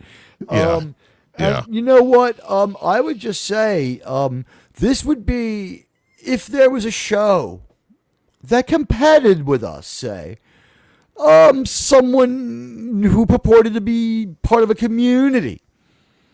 This would be a great time to take advantage of the synergistic effect of starting an hour later, where your time zone would allow you to get drunk in public starting at midnight, no names. But Vic, 99.99. This is just super generous. I want to thank you. You made the month. You are now a permanent member of the Q Continuum. I will keep on setting up those live streams for you on Rumble if you promise to join us on YouTube when they blow up on the pad. I do my best, and so Rumble's a lot like my ex-wife. It blows up on the pad a lot. What can I tell you? The ex-wife jokes are fair game. They're good natured too. I have never No, thank you much, everybody. If I was happily married, I'd be making the same tone of jokes. Every guy past 40 does it. What are you going to do? Rodney Dangerfield was never married and did it. So, no shade at my real ex-wife, wherever you are out there. You're all right, lady. Especially since we're not together anymore. It's fantastic. If they were right, only the first year is tough. After that, it was great. Perfect Strangers is a perfect arrangement. Yes, we are on Rumble too, but you know what? Because I don't run commercials on YouTube, unless you have a principled reason to defect, I would say I would like to build the Rumble contingency, on its own. This is the deal. I'll give some programming information. We're moving to 9. I don't know if it'll be as soon as next week, but we're moving to 9. During the week, we have a totally different thing. I wasn't a Star Trek only YouTuber. I just had one of the better Star Trek shows that got me noticed by Doomcock, who was extremely generous to me. and as far as giving me early exposure and early visibility. And I don't know what else to call it, just, sort of just giving his blessing to my Star Trek criticism, because believe me, the criticism, it was coming in thick on Admiral Teague when I showed up with theories like maybe the Nexus is too strong of a plot device to not regard the other movies as dreams, especially when it would be canonically convenient. And, well, I know it's a theory, but if we don't theorize about Star Trek, what's there left to talk about? Kurtzman track? That's garbage. You won't ever catch me doing that. Then, lo and behold, I found out that, hate watching was, a real good thing, and people got mad at me for that one, too. But hate watching had value, and we hate watched all that new Trek, and I believe that we really did help move the needle. He was doomed from the beginning, but we may have increased the amount of mockery faster, which I believe is a real accomplishment, because I want you to show me someone else who showed 30,000 people new Trek over the course of 3 seasons of their garbage, watch partying it, dedicatedly giving people a chance to watch it. And you know what? Engage and turn on the notification bells so you can enjoy the watch opportunities that I still give people. I believe in the communal watch. It's just that the Quartering said something this week. You can find it on the Quartering's show this week that hit YouTube. I know it's a little bit behind his Rumble show. This is an exact quote from the Quartering. The Quartering spoke for me. There's a morbidly obese guy in Canada who lives his life around hating me, and it's just made me stronger. Thank you, Jeremy, for saying it for me. But Wait, he said that? He did say that. Whoa. Okay. Yes. He was talking about getting trolled on YouTube and grow up and take it. And he said that, there's a morbidly obese guy here in Canada who lives his life around hating me. I don't spend my time thinking about it, but I do check in on him once in a while vicariously and laugh at his misery. And I say, Jeremy, you speak for me. I am the Quartering, at least on that topic.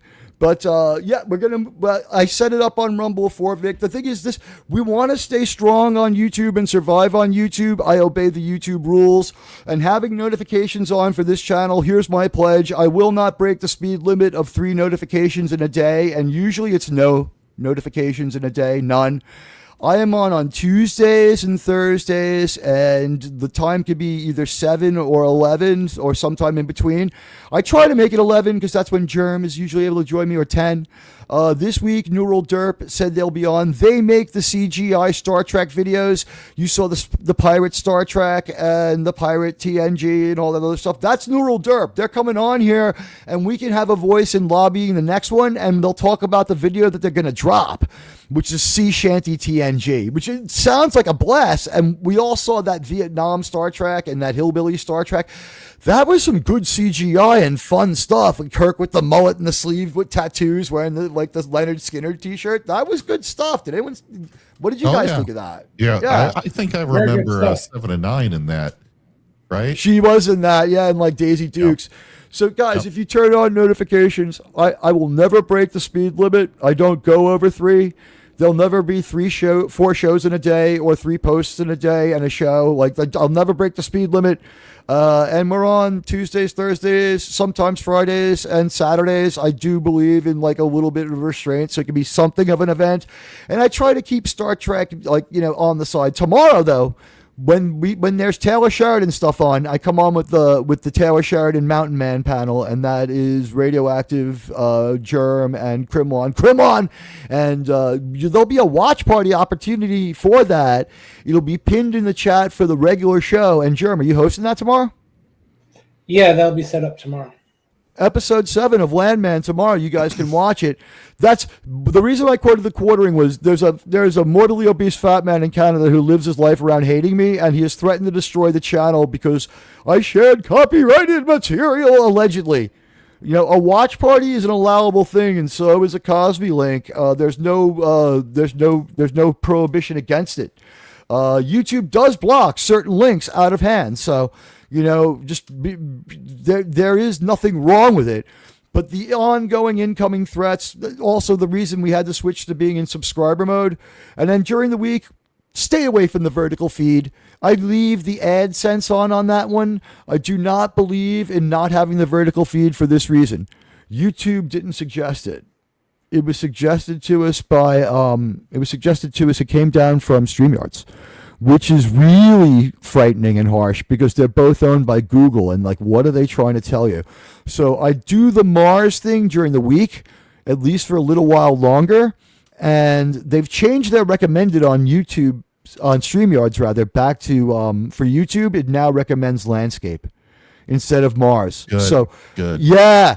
So now that they're not recommending it anymore, I don't feel the kind of pressure. As far as Mars went, it was great for subs. Welcome aboard, everybody. It was put on like 35, so it was fucking great for subs and discoverability. It devastated the view count for a bunch of regular shows though, because I unlist the vertical show. Some of those vertical shows 1,100 views. I mean, we had 120,000 views this month. I unlisted like 109,000, like 107,000 of them. You know what I mean? Or 118, 104,000. We ended up the month with like 10,000 views that I kept, like by unlisting rather than deleting. I'm not getting into methods, but basically the vertical stream is like, no one really wants to rewatch it, but they push it on you as your default way to watch during the week so that you'll have to be stuck in the shorts feed and watch 2 commercials to get out of it. JT figured this one out. Admiral, you've got another I super see chat this there. one. Let me play that great sound that you made for us. I have to keep remembering it because it's such great sound. Thank you for this one, Sean. You know what? Here it is. Admiral Teague, incoming super chat. Radioactive with a $5 American super chat. Remember in Star Trek, the V'ger menace. Always 2 V'gers there are. No more, no less. Wise am I in the ways of the Force. There's a Yoda-like character in Star Trek in Landman. It's Barney the bartender.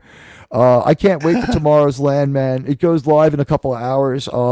Usually Sundays are like this. I wake up, I watch Landman, I watch the Jets. I'm depressed. I go to mass. I comfort eat while we rewatch the Landman episode, and then I try to get my depression in line. The Landman episode, 2 Landmans usually cheers me up because Billy Bob is fucking based and hilarious on that show. And now that we know that it's how Taylor Sheridan feels, his little rants about the View and stuff, it's amazing. Thank you for my fellow panelists on the Landman panel, Radioactive. Yeah, you know what? I'll ask you guys now, Wrath of Khan. What do you like better, Wrath of Khan or Empire Strikes Back? It's very easily Wrath of Khan for me. I don't have any doubts on this one. Well, Wrath of Khan is my #1 favorite movie of all time. So, without a doubt, Wrath of Khan over Empire. And I think Wrath of Khan is actually one movie. Empire doesn't end anything. Like you could have just not made Star Trek 3 and you would have told a complete story. They don't tell a complete story in Empire.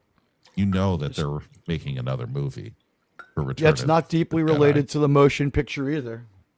Yeah, it's hard to take Empire alone and Wrath of Khan alone. Wrath of Khan is, I'd equate to episode 4 for Star Wars, because you really got to watch 2, 3, and 4 together for Star Trek. That tells the complete story. Star Trek was deeply organized on this one, though. They showed Space Seed like over and over on TV before this happened, and they made a bunch of original TV specials with like the crew to like get them out there, like William Shatner and Leonard Nimoy together, like, hello and welcome to the Star Trek motion picture anniversary or Star Trek 2 anniversary show. Viewing of Space Seed. We'll be bringing back an exciting character from the past. It's like, wow. And then you when you see the movie, you're just like, whoa! Like, this is so not Mr. Rourke. Like, Sean and I aren't that far apart in age, but as far as this point in our lives, we might as well have been on different planets. Like, Sean is like, like in kindergarten, like when like Mr. Rourke has been like a fixture in my life for like 4 years already. Like, yeah, he's in Planet of the Apes. He's in 2 great franchises. Think about it. He's in Planet of the Apes. He raises Caesar, and he's in Star Trek. So his Star Trek TOS role was like, that's just a really memorable episode. And the last episode with the original engine room. I think. I don't think we have the new engine room. Hey, the dead man chimes in. Wait, I'm gonna be better with this one. Here we go. Admiral Teague, incoming super chat. I'm gonna read this in the voice of Patton. I was watching Journey to Babel last night, and it struck me that I need to write a parody song of Stacy's mom called Spock's Mom. Don't steal my idea, mofos. A channel is a team. It plagiarizes and makes song parodies as a team. No, good luck with that one. I'll stay away from it. But yeah, like Spock's mom, now at this point in my life that I'm just a little bit older than the actress that played her, would. Yeah, totally would. And Spock's mom from the terrible Kelvin movies, yeah, would. Winona, yeah. That's like 38-year-old Winona. Yeah, no two ways about it. Absolutely would. Okay. Spock's mom or T'Pol's mom, which is more desirable? T'Pol. Spock's. Yeah. Really? Movie Spock's mom in Kelvin is more desirable than any version of Spock's mom because Winona Ryder is to die for. But I guess T'Pol's mom is hotter than Spock's mom in the TV show. Yeah. Joanna Cassidy's still got a hot body, but I think the actress is like 48, right? She's younger than you and I still, like not by a lot. I don't care. Hey, as I've said before, what good are standards? They just get in the way. Sean was standing outside one of the Patriots Super Bowls, and like four old ladies came up to him, and they're like, "How about a threesome of 80s for Brady?" And he's like, "Okay, ladies, I got 4 tickets for you. Let's go to my van." Whoa. It's sounding like you like the old, like you like the finely aged vintage, Sean. T'Pol's mom is hot. When we go back to Star Trek Enterprise in about 2 more weeks, we're gonna have an episode called The Forge to start us back into it, and Scott T'Pol's mom, Talis. No, she's in episode 2 of season 4. No, episode 1. Talis. Season 4 starts with Stormfront. Oh wait, we haven't hit We episode haven't 2 hit- yet? No, we've hit 2. We're going on episode 5 or 6. Yeah, when Trip goes back to Vulcan with her. Didn't we do Yes. that one We already? already did that one. No, we didn't hit the Forge. We didn't do the Forge, but he's already been back once. He's been back to Vulcan in home. Yeah, In that's home, where we meet everyone T'Pol's She mom. goes home too. That's right. We meet her briefly, and we find out about the. We meet the people, and we weren't sure if they didn't set up the Forge at the end of the Augment trilogy. They don't, thank God. They keep it episodic enough. I guess they did a good job. They seed 2 different stories in Home. Home is the story we should have gotten in when Stormfront happened. Stormfront, Yeah. acceptable It should enough. have been Some people hate it, but episode it's 1. acceptable. It's Stormfront, I'm going to call acceptable. It's got the DNA of so many different Star Trek episodes in it that I kind of like it. Like, they don't mix it together that badly. Like, it's got a little bit of Patterns of Force. It's got a little bit of City on the Edge of Forever. I kind of like it. I don't know. It's not the worst. It was fun. It's got a little bit of Squire Gothos because like they've got like a little bit of a tech edge over the humans, and they're being dicks and sort of cosplaying and shit like that. Like, I don't know. Like, I don't mind Stormfront as much as I think it was a terrible time to have that story. Just instead of the captain going on a quantum leap and them also getting sucked back to the same point in time, like just end it and have them go on another like more intentional adventure. Yeah, but we're getting off track. Star Trek got so 2 many is movies considered to the get. best movie. The DNA of it is in Space Seed. It's really good. Space Seed, of course, one of the best 5 episodes of the original series. Not even top 10. It's 5 or above. There's a case to be made that the top 5 TOS episodes are all equally good, and it's just they're all tied for number 1 because it's as good as the Doomsday Machine. It's a fantastic episode, a great performance. A lot has been made about how Ricardo wanted to get the video to see how he played Khan again. I don't think he so much forgot it as he wanted to get some nuance and just review his own personal performance in a time like, he had the money for videotape, but he wasn't collecting Star Trek. He's like a working actor and doing real well. But great song parody idea, and thank you, the Dead Man. do a little more on Star Trek Wrath of Khan. Like I said, the first time I saw it was with a friend at the movies. Our parents dropped us off. Sean, when did you first see this fine film? Did you see it in theaters? Oh, Star Trek 2, I think it was on TV. Yeah. But before I do, John the Beagle Dad is saying goodnight. So good night, John. Good night, sir. John. And guys, don't worry. We're going to get comprehensive about all movies on different. There'll be individual streams for each movie. So if it's a little uneven, like I noticed when we did the shows, we only did like 11 minutes on the original series before we started interweaving it with TNG and moving back and forth between the two. So don't worry, guys. It's not going to be like say a standard amount of time on each movie. Like 5 will take like 5 minutes. Yeah, but Star Trek 2, I saw it. I believe I saw it on TV when they actually aired it. Wait, I think I saw Star Trek 3 first. Maybe. God, I can't remember. It was 1982. I don't remember much. Yeah, those were troubling times. The 80s, right? It's weird that Star Trek 3 made me cry, but Star Trek 2 didn't because I was so stunned that I couldn't. Wow. I never got over the fact that he was dead. I just, like, my jaw was in my lap for the whole rest of the movie, but when the Enterprise was destroyed, I was able to cry. Oh, and it was weird. I mean, like it got to me. Yeah, the Enterprise being destroyed in 3 really got to me. I will say this: when we watch Wrath of Khan now, when you're really watching the movie instead of just having it on, tell me when Khan starts fucking up the Enterprise, you don't feel it and want to kick his ass. Oh yeah, oh for sure. Oh for sure. They really did a great job of making their ship a character, and we feel it. And that soundtrack, it's as good as the first movie's soundtrack. JT, when did you first see this? It was in the 90s as well, probably about 94, something like that. So I was seeing this put up against the good movies in the 90s, like Jurassic Park and, some of that kind of stuff around the same time that I would also be watching Indiana Jones and, I would rent Empire and Return of the Jedi on VHS from the library over and over and over again so I could keep watching it. And so, like, this was in a very, it was with tough competition at the time, and it still blew me away. I actually had never seen TOS at this point because I was a real little kid watching TNG with my dad. Like, what was that? 89, I think, was the first time. So 87.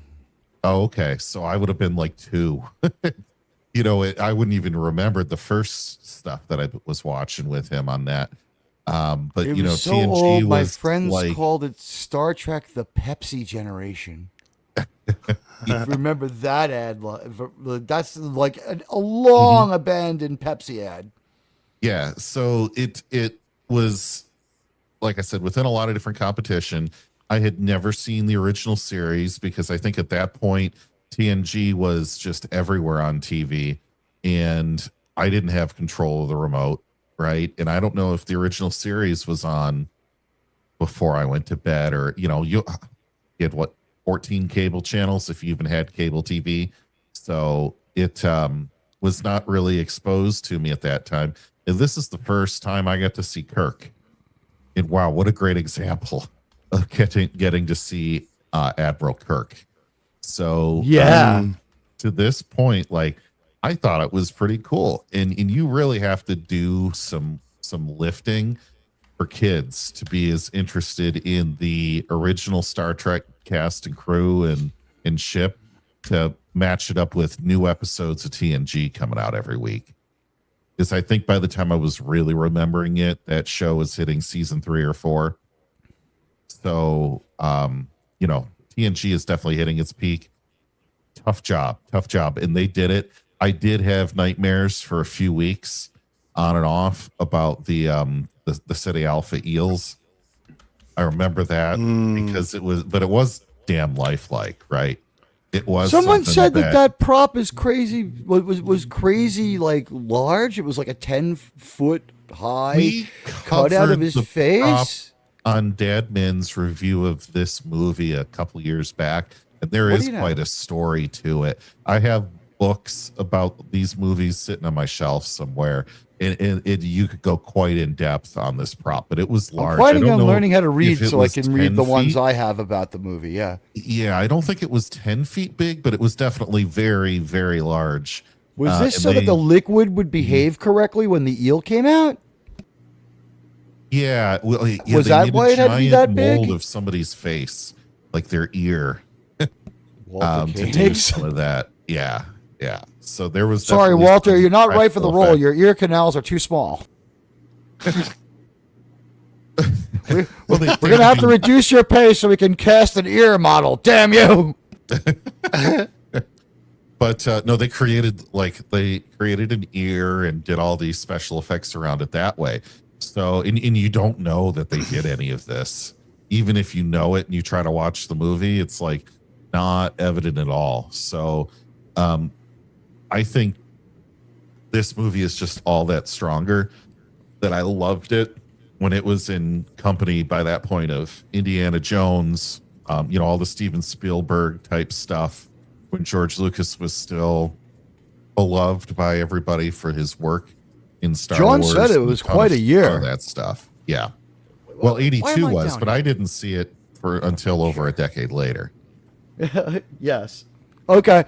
I guess anybody's final thought on this? I guess for me, I'm gonna say there's moments in this movie, a lot of them.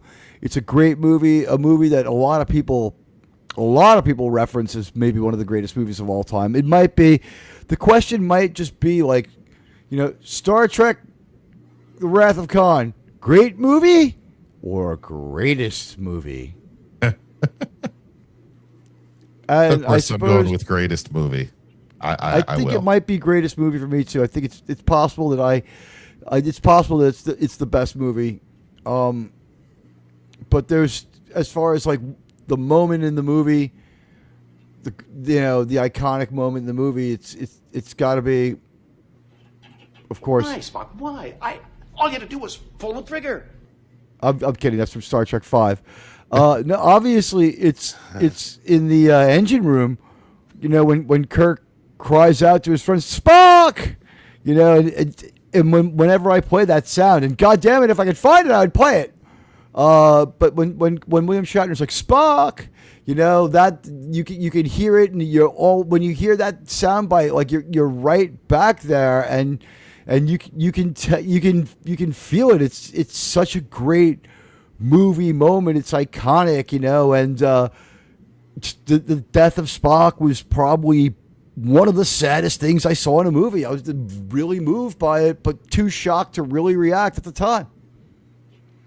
So that to me was the high point of the movie, was just watching that exchange. After all this excitement, we have this other thing happen that's like the last 10 minutes of the movie is like, whoa, different emotion. It's like the height of triumph, like they beat Khan, to like, oh my God. But it was like, in that movie, Captain Kirk is true to character, and he has his the cage moment. It's like, there's a lot of other things I could do than be a Starfleet captain. But anyone else, was there a moment in that movie? In 2? Yeah. Top moment for anybody? I said yeah, mine. Mine the is end for the sure. death of Spock. Oh yeah, you can't. Yeah, that has to be the one. If There I'm are gonna other pick a moments. different move, yeah, there are other moments. I'm going to go with the ending of Khan in his the performance by Ricardo Montalban. Just Something. It's quoting Shakespeare, giving those lines, and it just think it's the end Melville. before the Reliant blows up. Yeah, if you're not going to go with the death of Spock. And there's other strong moments, like I'm laughing at the superior intellect. that's a great moment. Or Admiral? the Khan moment. I mean, that's so iconic. That's iconic. Now Admiral? we can't leave Admiral? the conversation of the movie without. There's one gripe I have with the movie, and that's just how Chekhov just survives. Because it's supposed to be that those things will end you, like those things, and it just slips out of his ear, and he's fine. That was the one that thing was that kind of convenient, and even as a kid, you could feel it. But like, if I play this for you, Sean, I mean, tell me you don't feel emotion right now. Ready? Spock! Ooh, Oh yeah. little twinge, right? Oh yeah. Yeah. Shatner was brilliant. I wish they would have saved that moment though with Chekhov. All they needed to do was McCoy saying, "Oh, I can save him." Hold on, Jim. Just need your phaser. And it would like, make sense. It would make sense because like Khan's people didn't have access to medical supplies, and McCoy is a brilliant doctor. Yeah, I wish mean, they would have. Maybe they cut it out. Let's just say they cut it out of the movie. They had some medical supplies, but not like 21st century. Yeah, and they didn't have McCoy. I think the deal was we hadn't seen anyone fire a phaser in so goddamn long. They wanted to have a few hand phasers fired. Think about it. There's no phaser fire in the motion picture. No, just a photon.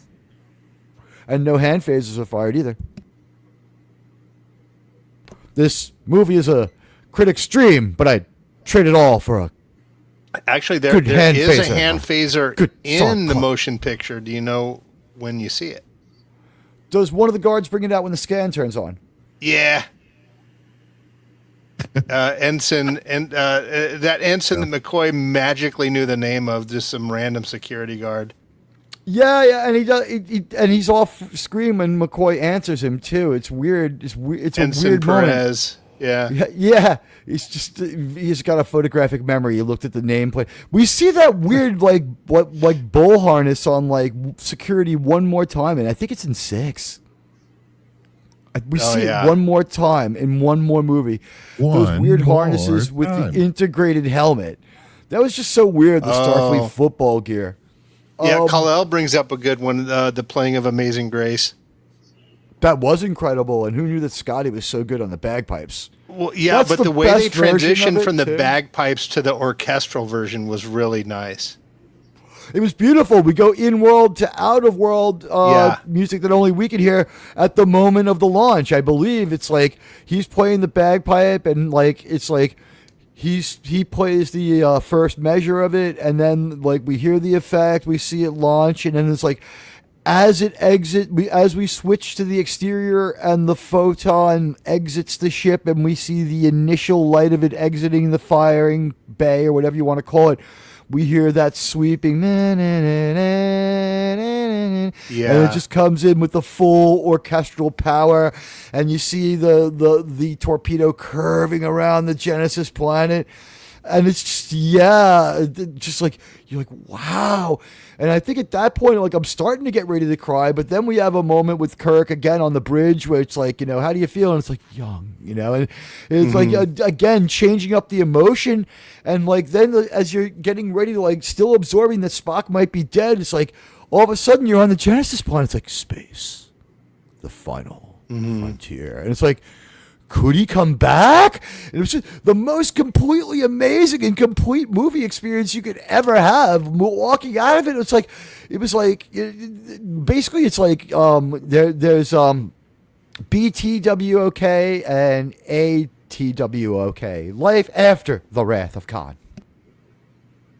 And every movie's been compared to it since. It's the greatest film in science fiction, in my opinion.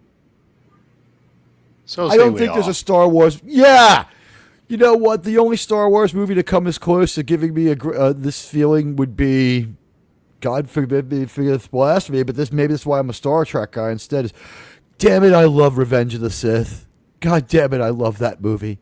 I love it. I love the tale of Darth Plagueis. I love everything about Revenge of the Sith. But you know what? We'll get Roman of the Empire on here someday to talk about that one. But you know what? A couple of years go by, and we get the planned sequel, and we get, I guess this is movie 2 of our Genesis trilogy.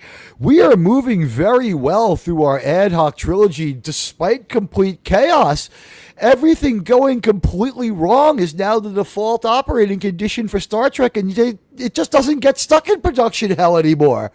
It becomes bulletproof for a little while here. Now, 5 is going to prove that that's not totally true, but despite a whole bunch of problems, the third movie comes out on time with a memorable performance by a good actor as the villain. Christopher Lloyd is great, and he's in Back to the Future that same year. That's a breakout year for him as a major talent. And he might also be in 8 Men Out. Is that also the same year? I'm not sure. I don't remember him in 8 Men Out, but He's I do one of the remember. gangsters. Yeah, I do remember someone saying that he was in 2 time machines with Back to the Future and then the Bird of Prey. His Bird of Prey becomes a time machine after his untimely demise. I mean, I'm sure Krush was well remembered. As we talk about Star Trek 3, it starts with a recap of Star Trek 2, which is really weird, and it's very TV-like. It's like previously on Star Trek. And it's like, all that was missing was like William Shatner going, and now the continuation, or now the conclusion. And it's very much reliant on the TV show, and that's one we remember. Although it happens in the motion picture where Spock mind melds with V'ger or tries to. I don't think it's a complete meld. There's just like a momentary bonding where the amount of emotion just throws Spock back. But they rely just deeply on the Vulcan mysticism. I'm going to say Star Trek 3, fantastic save, and I'll just serve this one up to Germ. Germ, what did you think of that save with Star Trek 3 for the story? And what do you feel? How do you feel about the story? I like the story very well. I actually prefer it to Wrath of Khan, personally. Great layout for the overall story.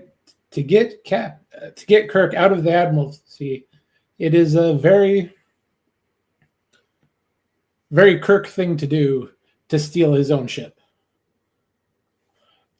I like that part a lot.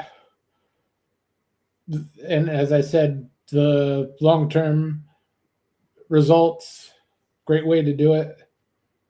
And personally, when the Enterprise is destroyed, I was just as emotional as when Spock died. Yeah, I had more time for it to hit me. I think I was more emotional when the Enterprise was destroyed because you could think about it longer. Yeah, and you knew it was coming. Yeah, that countdown is pretty long. I did love Christopher Lloyd as Krug. Is it Krug or Kruge or Krieg? I've heard everyone.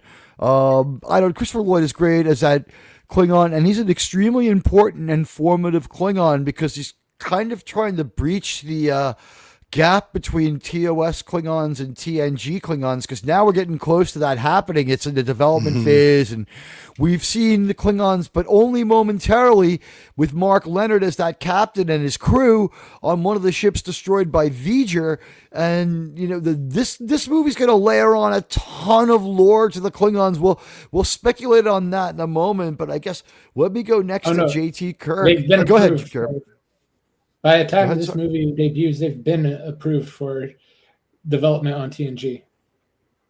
Okay, so they're coordinating the development. So it's serving TNG, the development of the Klingon. Yeah. The Klingons going into... Okay, because at this point what we see is these Klingons are carefully pointed out to be rogue and subverting their government's overtures and negotiations of peace with the Federation. I believe he says that we will beat the Federation, claim this weapon, and save our the Klingon culture or something like that. JT, the preservation of their race, they said. Yeah. That's what it was. It was very Hilterish. They were like basically carefully hived off from the rest of the Klingons and running their own spy op. Like, again, feeding our whole narrative about, like, do you just go out a Klingoning and try to take over a planet with, like, your family's resources? And was this guy just making a gambit for greater power within the Empire? I mean, it kind of makes sense.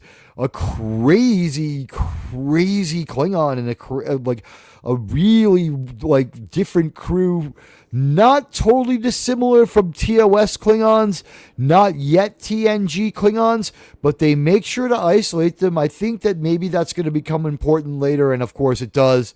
Or is that really is it indicative of what Klingons normally do? Are they encouraged to feel that way? Because the captain in Star Trek V acted the same way when he just wanted to go after Kirk.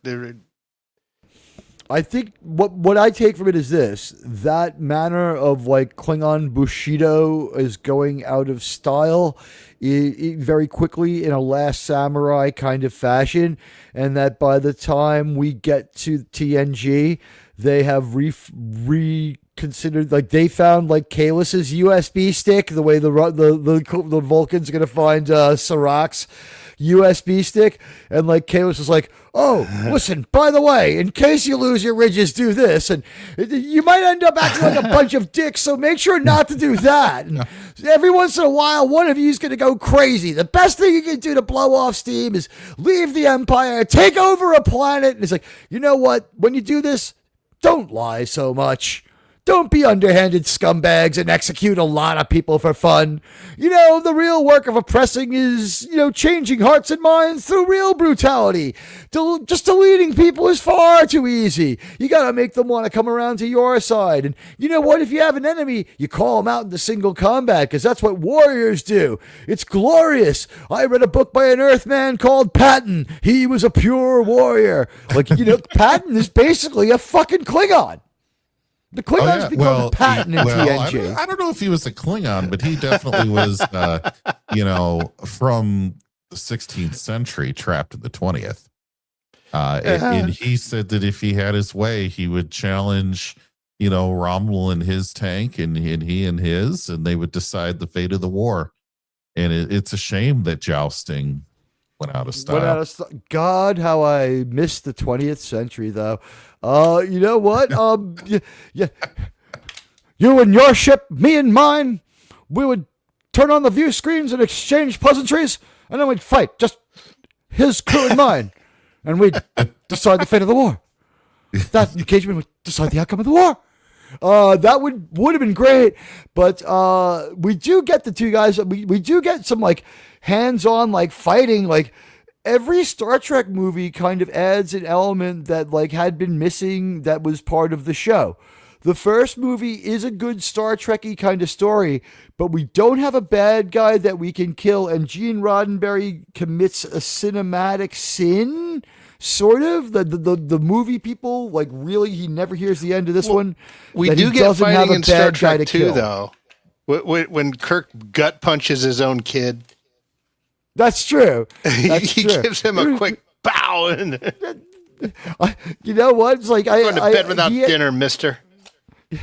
You may be 28 years old, but you're about 17 years overdue for this beating, mister.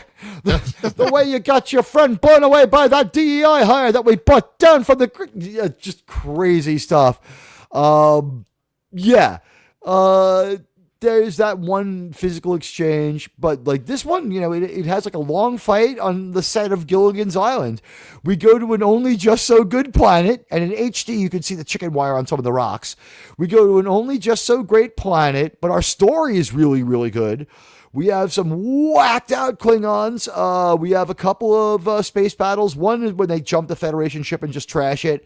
And then like the final engagement of the USS Enterprise where it goes out like a fucking Chad in one of the best death scenes ever. Is the death scene of the Enterprise might be better it's Spock is Spock, but the death scene of the Enterprise very well constructed, and the height of that movie, like, my God, Bones, what have I done? And the way that we see the saucer section implode and you see the registry number just disintegrate was pretty gripping.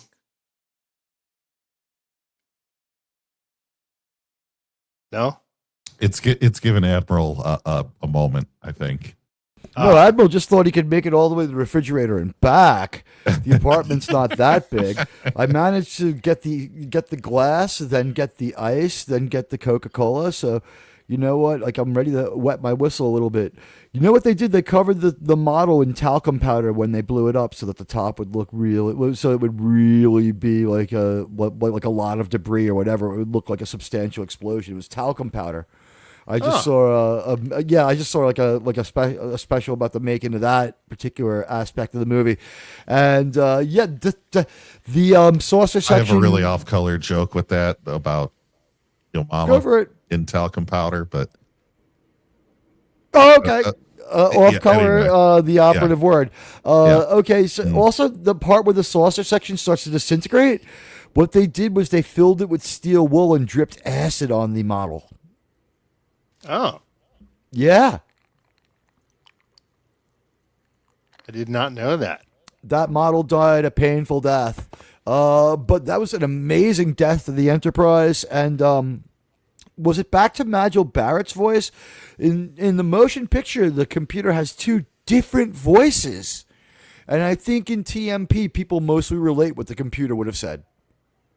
In Wrath of Khan. I don't think that was Majel Barrett's in 3. It was just some 80s sounding 6, 5. Yeah, and in the motion picture, like mostly it's like, red alert, red alert. I was like, why would you want like the harsh male voice? It didn't even work. But yeah, there was at a least female I'm glad voice they for got a rid of medical that in computer. the redo. In the Majel? most recent release, yeah, they got rid of that male computer voice in the redo, or in the most recent version we have. Director's Cut 2021. Yeah, I think that's what it is. That might be the last one. That is a good director's cut. All right, so 3, it's a major episode on huge steroids. That moment of passing on the Katra to Bones is, a last-minute rewrite. I guess, did I get to you, Sean? When did, about first seeing it and your first impression? yeah, Okay. yeah. I believe my turn was next. Okay, thank you. You were trying a few times there. Yeah. I saw this one after 2, maybe like a weekend or 2 after this. I saw them in pretty close succession with 2, 3, and 4. 3 to me is one of the least stellar of the 6, although I don't think it's bad. I just think it slows down a little too much from what 2 was, and it's not quite as satisfying because of that. I don't know. I don't want to call it boring. It's not boring. I just also don't really care about the whole Spock rebirth storyline. It just has never interested me. It never has. But it is interesting that they made the Jewish actor born again to rise from Well, the they had dead. made him a Yahtzee in like the TV show, so I mean, what else is left to do? So that was fine, but I do love the old Trek channel, the old fleet had a beautiful cut scene from this video, from this movie where Kirk is kicking Wesley and shouting, "I have had enough of you." That always made me feel good whenever Wesley was kicked in the face like that. So yeah. I will memories. say, seeing this movie in theaters as a kid with my dad, I never thought that Jim from Taxi was going to be able to deliver that kind of a villain role. Oh, really? I never didn't know that was the same actor. Yeah, it's Jim Oh, from no. Taxi. I was just like, when I saw Christopher Lloyd's name on the screen, like I watched Taxi. Like that movie came out, I was like, I don't know, 12? Like, think about it, like your life when you're 12. If you were 12 that year, it's like you basically watched a lot of television because you could stay up a little bit later, but like you weren't really going out, especially if you lived in New York City with like a crime wave. My mother wasn't insane when she was like, "No, you're not going out." It's like we lived in Queens. It was the 80s. But my dad had to walk around with a gun just to do his job. It was so bad, but this was a good enough movie. Star Trek 3 was fun. Great repair job on a story where Leonard Nimoy had come back into the picture in the middle of Star Trek 2 saying, "Okay, I will do 3." And it more than good enough. I don't believe there's an odd numbered movie curse. I think 1 and 3 are really good. Final thought on this one. We closed the door on Kirk having a family. I was on another channel. Trev Retro is a good YouTuber. I like his channel. But in their Star Trek review, there was a couple of things that I I let go by. I did say I don't think so, but I didn't argue it. What they one thing they said was that Amanda was played by June Lockhart. I knew that not to be true. The woman's name is Joan Wyatt. They do get back the same Amanda. We also get back what do you call it? I was just thinking of what old grouchy guy just put in there. I was What looking at does super the chat. yellow I was looking at light your private mean? chat. What does hello white man? How's that? I'm Go not quite slower. Tony, but Go slower. what does hello white man? That was a good show. When we lose the Lotka guy, we figured like Taxi would be finished, but like for some like Christopher Lloyd just like stepped it up and was able to fill that void of weird people. And the other thing that's strange about Taxi is it has Commodore 3-pack, but she's young and hot. Oh, really? Oh. It's Simca. Oh, okay. Really? Simca is Commodore 3-pack. That's Carol Kane. Yeah. Carol Kane Yeah. is the fairy from Scrooge who kicks him in the balls, and is Lotka's wife from his home country in Taxi. Wow. She's Simca. Yeah, she was a truly funny and really, she was really pretty. She had like a cute body and everything. It's like, unfortunately, I'm going to just say it. I'm sorry, Carol Kane, but you were just like, unless she's like 80, she's a case against marriage. She was that hot and she looks like this now. Oh my God. Like, whoa. But There's a great movie with Jack Nicholson and Randy Quaid called The Last Detail, where she plays a hooker. Carol Kane she was pretty and she was funny. Let's see if I can find a picture of young Carol Kane. I think She it was was Carol actually Kane real- in The Last Detail. It might be. I don't know her IMDb that well, but the Jonathan Hancock is 100% on point here. Let me see if I can find some images. God, the pictures of her now, she just looks like the world's most insane old lesbian. She really does. That tracks. She probably is. I just don't know. I wouldn't know. All right, so here's the picture. I'll show you a young Commodore 3-pack. Here she is, young. Oh, wow. Well, big hair, too. Yeah, I mean, and she had a really good body, too. Like, she was, like, super whip thin. But, okay, so, yeah, Commodore 3-pack, once hot. Moving on. Get out of my chair. Hey, Tetrarch, it's been a little bit. Good to see you. Carol Kane also played the wife. Billy Crystal's character in The Princess Bride. Yeah, she's in heavy prosthesis, though. Right? They're like 2 million years old or something like that. Isn't that the deal with them? It's been a while on The Princess Bride. And the way, WDW Pro is a really good YouTuber, but stop, in my opinion, not really a call out, but I'm not buying it as far as when you say you're trying to be tasteful and you're only doing this because you have to. Drop that, because then you get so fucking lurid that it's almost sickening. Don't get me wrong. I am interested in what you're saying, and I understand why you want to disabuse yourself. But when your own panel is undercutting your point by saying it wasn't a luxury hotel and you got like all these basic facts, like, confer with your guys before you go on there. This is such a big story and I don't think we'll ever report on it, because it's took another dark and horrible turn again this week. Without saying it, did anyone hear the latest dark, horrible turn? And thank you, Pro, for help letting me wake up to that. Oh, God. The Rob Reiner story. Another dark, horrible try turn. not to watch that. It's Pro. No, you're not Right. convincing anyone when you say you feel that you're trying to handle it tastefully. There's no tasteful aspect to it. Just say it that way. Just Are you admit that talking people about want to hear it. the horror movie scene that they found in his house? and the amount Yeah. of time that they say it transpired over her. It's terrible. Let's just say House of a Thousand Corpses type stuff. Crazy shit. Yeah, I don't want to talk about it anymore. All right, back to Star Trek. I'm More glad I pleasant don't stuff. know about this. Yeah, I heard really are. WDW.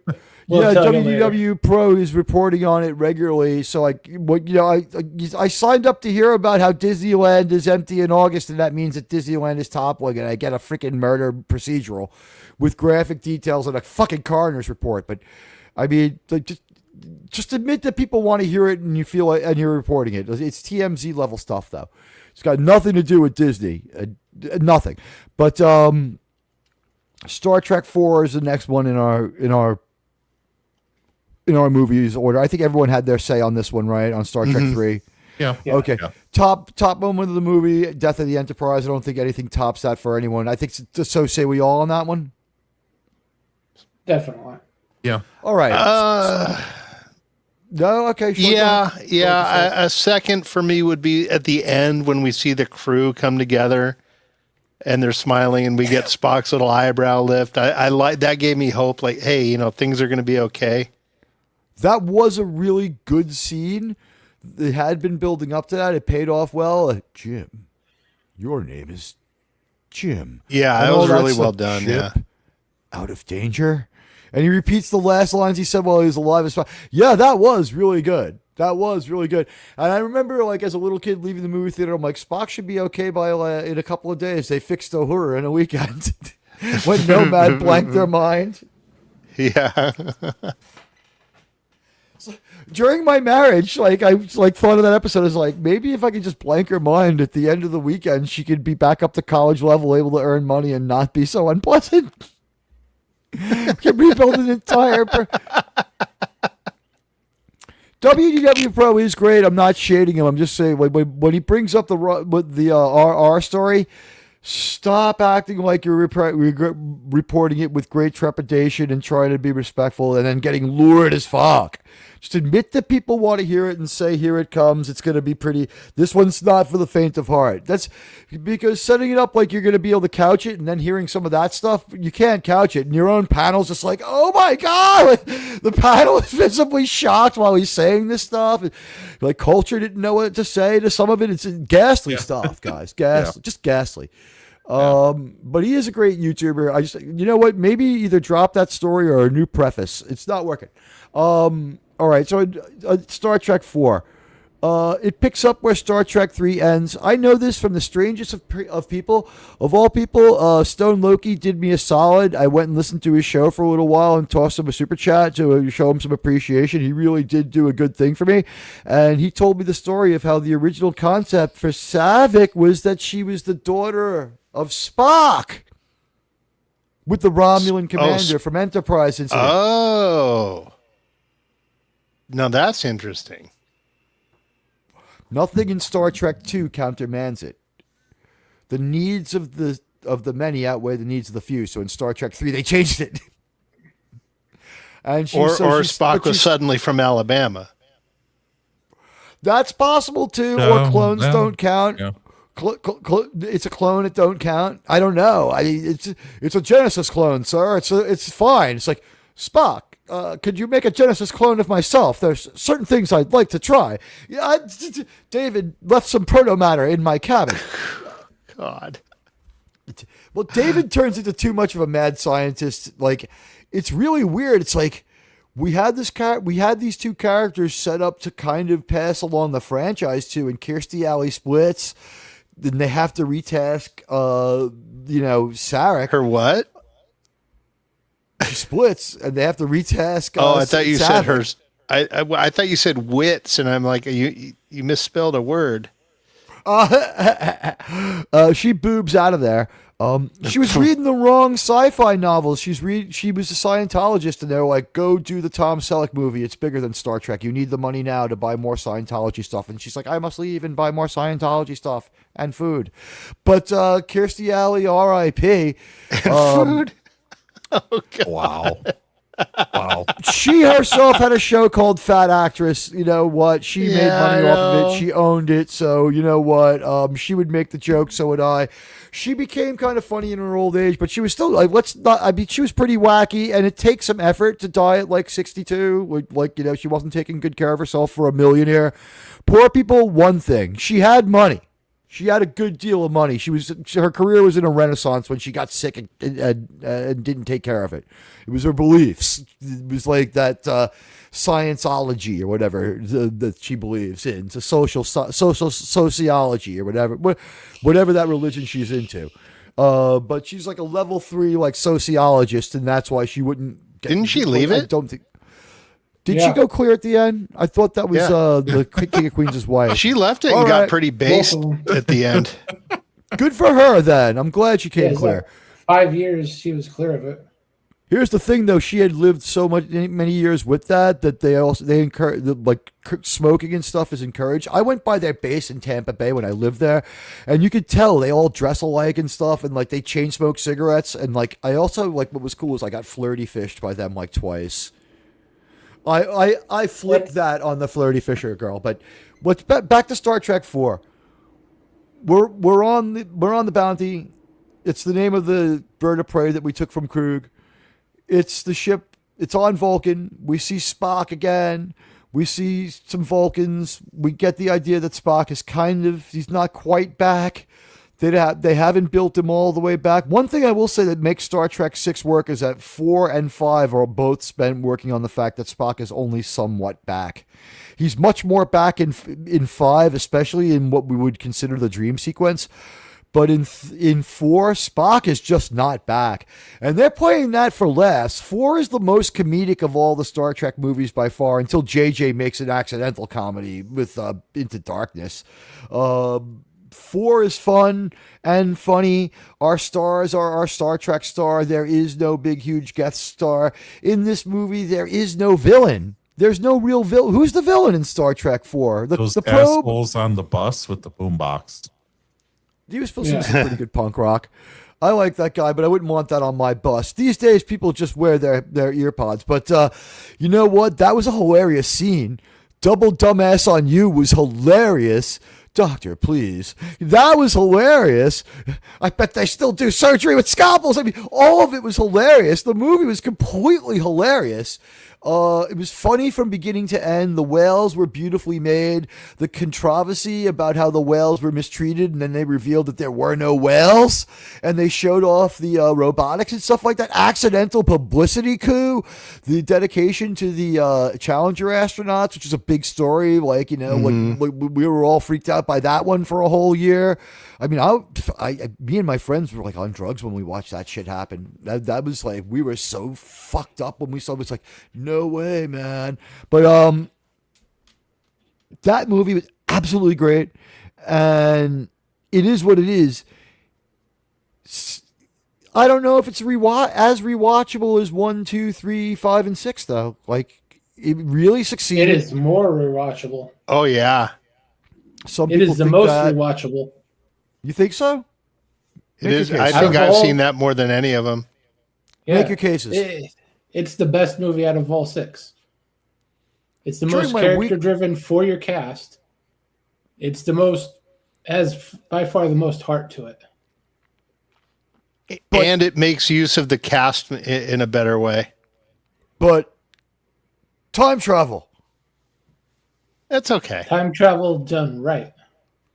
Yeah. You know what? The Star Trek time travel mantra as expressed in that movie is pretty solid. What is it? Well, if this is the past, then we've already been here, and whatever we do will be fine. And they get that out of the way so quick. Wallace Lang is right, by the way. Saavik is half Romulan. She stays half Romulan. I don't know if that trait goes away when Robin Curtis takes over. The Dead Man. Oh, wow. Thank you, sir. Whoa. The Dead Man. Let me play that sound for you. Wait, hold on. Admiral Teague, incoming super chat. Oh, wow. Okay, everybody's got one. Okay, ex-wife story. You were married for 10 years. But you get a management job in hell, sir, when you get off that escalator. The devil's just like, oh, can't scare you. Been married, huh? 10 years. You want a job? All right. I was married for 10 years. That was Sam Kinison, wasn't it? Yes, it was. Good catch. If married Oh, you've been twice, married? you want a job? That's a Sam Kinison joke. If you've been married twice, you get a job in hell. I have expanded that joke territory because Sam's not using it, but that was true, a good yeah. joke. And you know what? He took the cocaine hit writing it instead of me, so I'm still here. Thank you, Sam. You know, in the name of comedy. Married for 10 years, and I begged her to watch Star Trek, and she refused. Other than '09, whew. Then a year later, she watched TOS and admitted it was good. I was so angry. Really? What the fuck? You know, ex-wives, they're like that. They're vexing. My ex-wife has a Star Trek '09 story as well, The Dead Man. My ex-wife bought me the movie Star Trek '09 on DVD. And I watched it again. Oh, so she punished you once again. Yeah, I fucking hated that movie. And that's when he knew he wanted a divorce. Yeah, that's what I had to leave. So this is, I can't take it anymore. I'm out of here.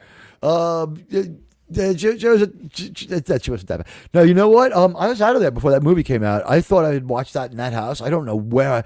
I must have just been watching that obsessively over and over in the apartment I had, the wonderful apartment that I had that I could afford while paying off student loans, a lawyer, and like my wife's like a new lifestyle and new boobs. That was a fun little place where I ate plenty of ramen. But and I guess that's where Admiral Teague was born, like listening to JJ's commentaries. Like, and of course we all know Star Trek is terrible, so I had to fix that. It's like, God, what the hell? Yeah, you know what? What the fuck, the Dead Man? You know what? 10 years, you did better. You hung in there longer than I did. But you know what? At least she had the decency to admit it. My ex-wife, if she would have watched TOS, would have said that it was absolutely horrible piece of garbage. My ex-wife would have also said that Yellowstone wasn't profane enough and that Landman wasn't based enough. She would have said that Landman just wasn't based. And that Ariana waited too long to date again. Definitely. Yeah, Ariana's moving too slow. She's got to take off. She's got to just jump out in there with both feet. All right. So thank you, Dead Man. Star Trek 4 is a great story. It's perfect for the time. It's just the right amount of Star Trek. That movie doesn't get preachy. Whales are cute and people don't like seeing them die, right? Like, speak for yourself. When they release George and Lizzo, do you really want them to be killed by the Russians? George and Gracie. Sorry. I'm sorry. Like Hey, Star that Trek whale is 4 not Blackfish. That's didn't Lizzo get Ozempic? Isn't she like still? And the surgery. But it's still like a lifeboat falling off the Titanic, right? She's still a big giant woman. She's still bigger than the four of us combined. You know what? Like her leg is bigger than the girl I dated in high school, measurements wise. If we measured it with the knee and the thigh and the ankle, my God. But yeah, okay, so the thing is, we now know from watching Enterprise that the real reason there were no whales was that the Xindi weapon got all of them. The Xindi weapon was preceded by another probe, which emanated whale songs into the ocean, getting them all to line up in a row. And just for curiosity's sake, I'm going to say the title of a book, and anyone else who had the book, tell me if they had it. Your code name is Jonah? You got me there. Okay. It was a choose your own adventure book. It was about whales. It was pretty cool. I really shouldn't insult Gracie the whale. I'm sorry, Cowell, by comparing her to Lizzo, sir. Well, I mean, yeah, the whale's blowhole's got musical talent and Lizzo doesn't. You're right. I mean, despite the superficial similarity, the whale has got some musical talent. Under the whale song, appealing, beautiful, and haunting, and peaceful, puts you to sleep. Lizzo, fingernails across the blackboard, and despite what Thomas Jefferson did, I don't think that he liked her playing that flute. Anybody?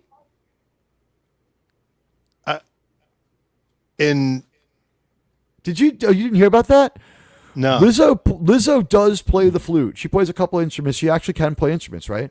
And she does play the flute, and she plays it fairly well, apparently, right? I'm not a judge of this, and like whatever. Oh, right. Yeah, I have seen that. Yeah. And they gave her Thomas Jefferson's glass flute. She played fairly well. She didn't play it a lot because it's a 240-year-old antique, but she played it enough to show it still worked, and it sounded great, and she was able to use it fairly well. I mean, like if Lizzo was just like third flautist for the Met, I wouldn't mind her too much. God, I don't want to see her in any more Star Wars, but I have a funny feeling her and Jack Black will be back. Oh God, as the king and queen of Planet Irrelevancy. Exactly. At least the whale songs serve a purpose both in the movie and in real life. That's true. And also, it was a great plot device for the movie. President Dumbass Kurtwood Smith and that whole plot was pretty good. In some cuts of the movie, it's the Klingons trying to pull the assassination. In some cuts of the movie, there's more Federation. I don't know what the final cut of the movie decided it's going to be. It is an intertwined Kurtwood assassination. Smith is the president in 6. In 6? Okay. Yeah. Yeah, okay. We have that weird non-human president who looks kind of weird in this one. In 4, it's the Santa Claus guy. Is it? Yeah, Star Trek 4, the Santa Claus, this president looks like Santa. That's right. Is he an Elorian or something like that? Like he looks like the newest. Oh no, he looks like the new Elorians though. That guy really, with that weird Fu Manchu. Maybe he's human plus something else. At any rate, that was a good ending. That was a good end to their second ship. And I thought that bringing back the stuff from Gene's novel where they say that, you know what, Captain Kirk, all charges and specifications have been dropped. Oh, hey, the dead man with a $4.99 super chat. Thank you so much. Says, then the whales will return in Star Trek Discovery as Tilly translated the whale song, Dead Man. That's the power of math. You know, we played the incoming super chat. Let's play some more sound for the Dead Man. I have one for you here. You ready? Admiral Teague, please stop using copyrighted material. Thank you for that one, Sean.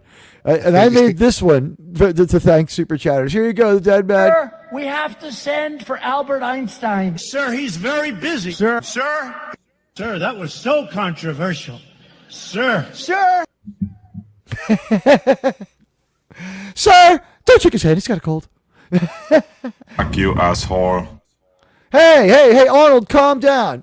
Sean, please have security escort Arnold to HR. He's been, out of control all week. I think we're going to have to take away some vacation days. But Star Trek 4, it is what it is. It made a ton of money. I guess this is a lot of people's favorite Star Trek movie, including my mom's. My mom loves Star Trek 4. This was I won't fault anyone for having that as their favorite. It's worthy.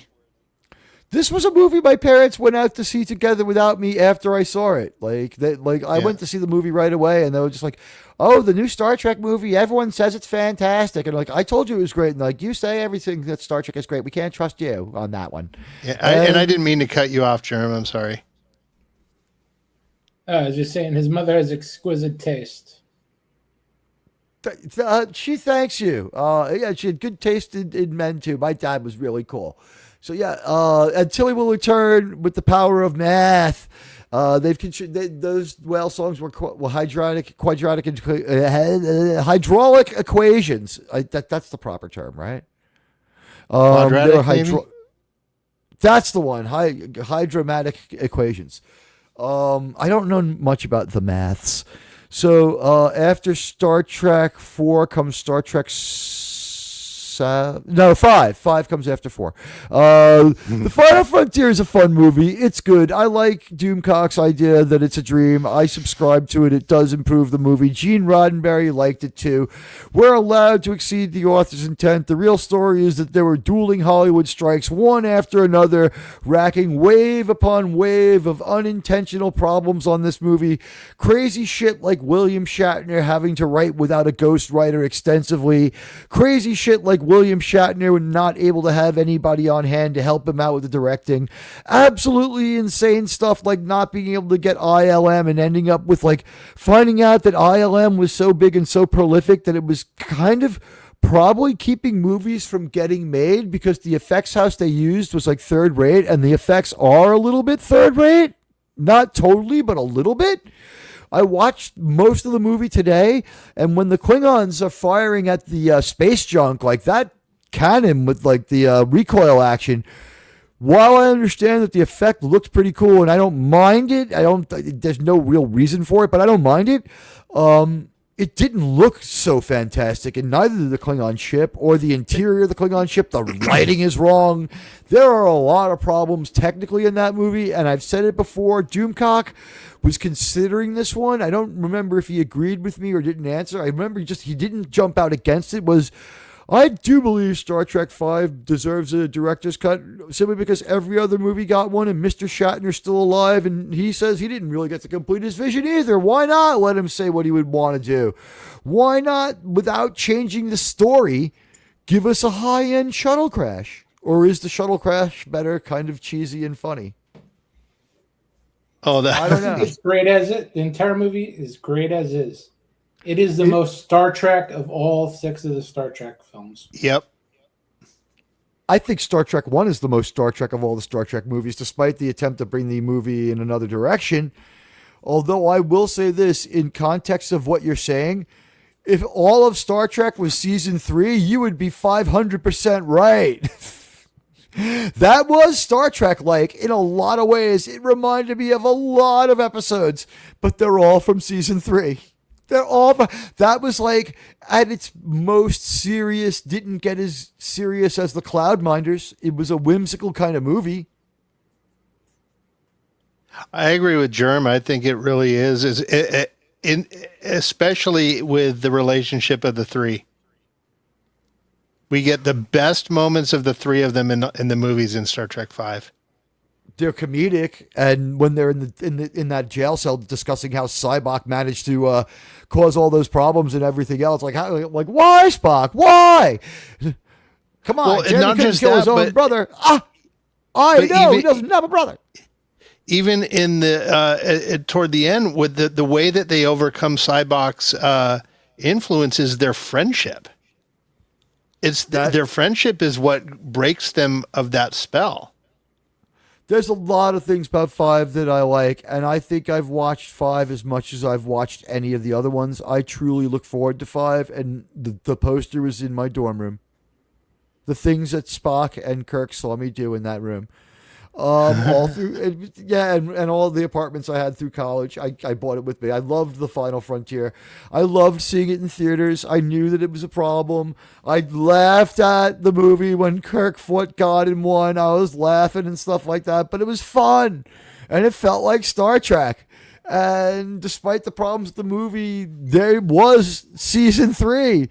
And I was well prepared for a movie that whimsical. It was different. It is an infinitely watchable story that has a lot of humor, and I like it better than 4. I like it better than 4, but that's me. I think it's 5 is a little bit. 5 is a great movie. It's fucking fun. It's got a great soundtrack. It's a little preposterous. It's got a couple of like little mistakes in it, which Admiral T kind of loves. I don't know why the little mistakes add to my enjoyment. Like, I'm a nitpicker, and it's got things for me to pick nits about. Like, it's got you want to see a movie with a horsey charge that's more LOL. You gotta watch Rise of Skywalker. That horsey charge was crazy as shit. The movie gets just completely insane for a little while there. Spock, if you don't stop breaking my concentration, I'm going to. And as Kirk falls off of El Capitan, he's yelling Spock, and he says moments later in the part of the movie that's undebatably and undeniably not a dream in any iteration, he says, "I knew I wouldn't die. I knew I would die alone." And when you're with a piece of crap like Jean-Luc Picard, alone would have been better. I feel bad that Captain Kirk had to die. You know, as they say in Henry V, we would not die in the company of such men. Patrick Stewart really changed how I feel about that. I guess Picard is cool, Peace Dude's an asshole. Yeah, I mean, I guess it's okay, but like, after Kirk says he should die alone, he should have been allowed to die alone, making a difference. And I think someone else said this, I forget who, on the bridge, not under it. But yeah. Well so, said. Well said. Star Trek V is a pretty fun trip to the movies. It's about as good of a movie as Rogue One. Don't insult Star Trek 5 like that. Yeah, that's kind of... I think it's better, but I'm trying to come up with something like from 5. Star Wars. I like Rogue 5. One is good for a Disney Star Wars. As far as Star Wars goes, it's not good. It's not a good movie. It's just an okay trip to the theater. That's what I meant by, like, it's that level. Star Trek V was a fun trip to the movie theater. Rogue One doesn't hold up to repeat viewing. Star Trek V kind of can. Star Trek V can kind of grow on you because if you love Star Trek, and these characters are by this point quite beloved, you can start looking for alternative reasons why this movie happens, like the theory of the dream. So Star Trek V, like, it's the sleeper favorite of true Star Trek fans. It is the most like an episode, but the episodes that it's most like is like The Apple, The Way to Eden, Cat's Paw, yes. And it's got the single most quotable Captain Kirk line from all the movies, which is, I need my pain. I like that line. I need my pain. It makes me who I am. I have used that line a few times in real life, and sometimes when I was in a lot of pain. Anyone else retest that line or find it to be really almost mantra-like? Like, there's something very powerful about the fact that he chooses to keep his pain. It's a lot like in The Enemy Within. Kirk realized that even in that episode, where he needed that negative side of himself, dark side of himself. Okay, I see it. Yeah. And the beautiful, their version of a 10 forward kind of relaxation lounge where they have the ship's wheel, where Cybok has the encounter. Of everybody's pain, Bones's is the best. Oh, yeah, that was a great scene. It was a great scene, yeah. That he euthanized his father, and a vaccine was discovered 5 minutes before he did it, and he just didn't. 10 years earlier, and he hadn't found out about it because he was drunk. No, that would be Kurtzman Trek. There was a vaccine was discovered like 2 years later. Yeah. Like it wasn't that close in time, and the guy, he was like, "Please, Leonard, please." That was McCoy's pain. Please. Spock's amused me though. They got a good actor to play young Sarek, and he's like, so human. Do you guys think that was Mark Leonard's voice? Yeah, I think they dubbed the voice. I think it was.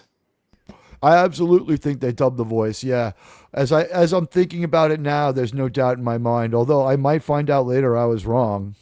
I don't know.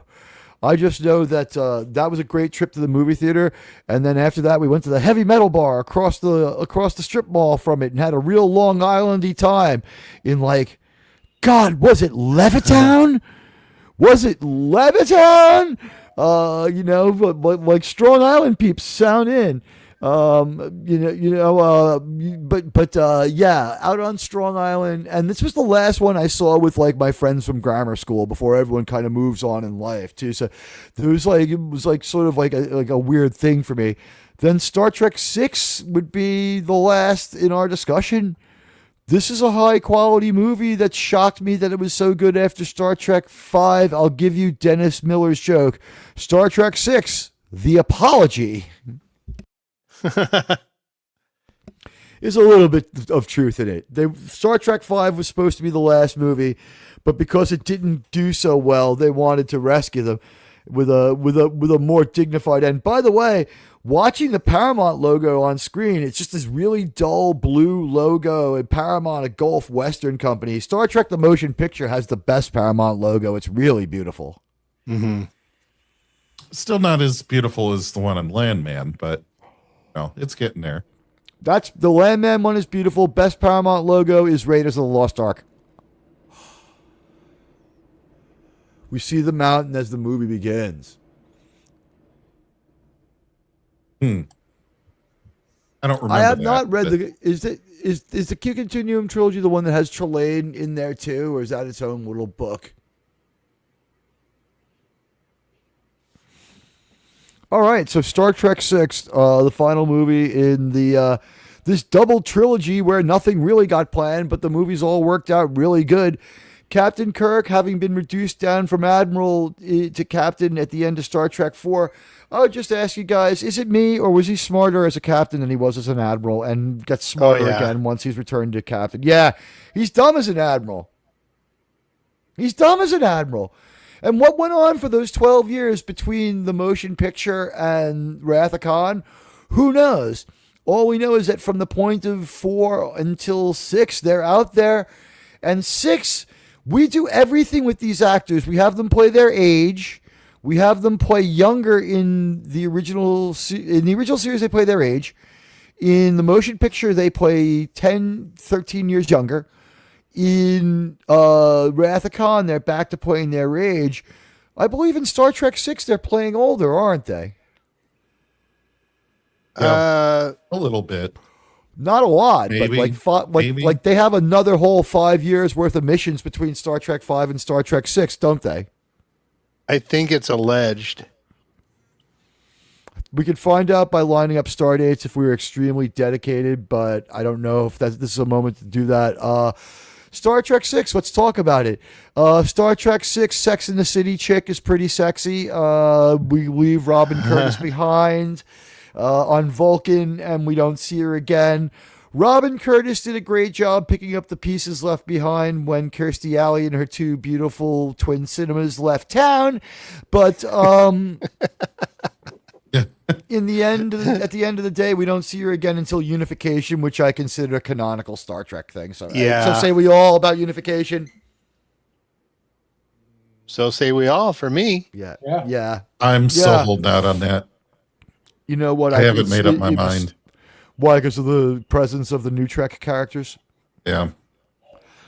But if that character is supposed to be interdimensional and the plan is to have New Trek be a different dimension, that would actually be kind of good enough, wouldn't it?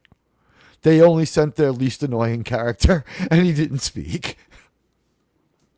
It's not like Mikey Burnham's there, so like if that's the only link, I'm ready to go for it. And Michael Giacchino, I just like his music. Even now, I can still listen to it when it comes on, the Kelvin Star Trek movie themes. But I did think that Star Trek VI was a return to form. We get Spock as he would have been if there had never been that whole regeneration. Star Trek V Spock is still pretty naive and scattered. Anyone want to talk about Leonard Nimoy arcing Spock back to a point of competence from being sort of like just a genius with who was a bit of an empty vessel? I'm sorry, but they are not the hell your wells. You know, I mean, although that tracks with even regular Spock's use of slang throughout the original series where he can't get it right on Sigma Iosha. Check. Yeah, I am. I'm. Are you talking with just how Spock is in 6, right? Yeah, in 6 he's sort of restored. It's yeah, like you can just you don't need to know what happens anymore. Yeah, he's back. He's what we always hoped. He's an older, wiser Spock than he was in every bit of his memories. He knows what's going on again. Yeah, he's a competent captain too in Kirk's absence. Right, and Captain Kirk has had his like another few years out there enjoying himself. Hey, Crazy Horse, good to see you, sir. It's been a minute. How have you been? Captain Kirk did get a second tour of duty as a starship captain and maybe a third. Doesn't he stay in control of the Enterprise after TMP as well for a while? They imply that, yeah, because he just suddenly warps off. He's like, oh, see ya, guys. We're going. It's like, all right, we saved the Earth. I'm going to go meet some green women. I think that Star Trek 6, it's a well-constructed movie. We bring back Nicholas Meyer. It's a mystery, which is kind of his forte. He likes other people's characters. He's really good with them. He might even be an other person's character specialist. His Holmes movie, fine. Time After Time, also other people's characters with some new ones, also fine.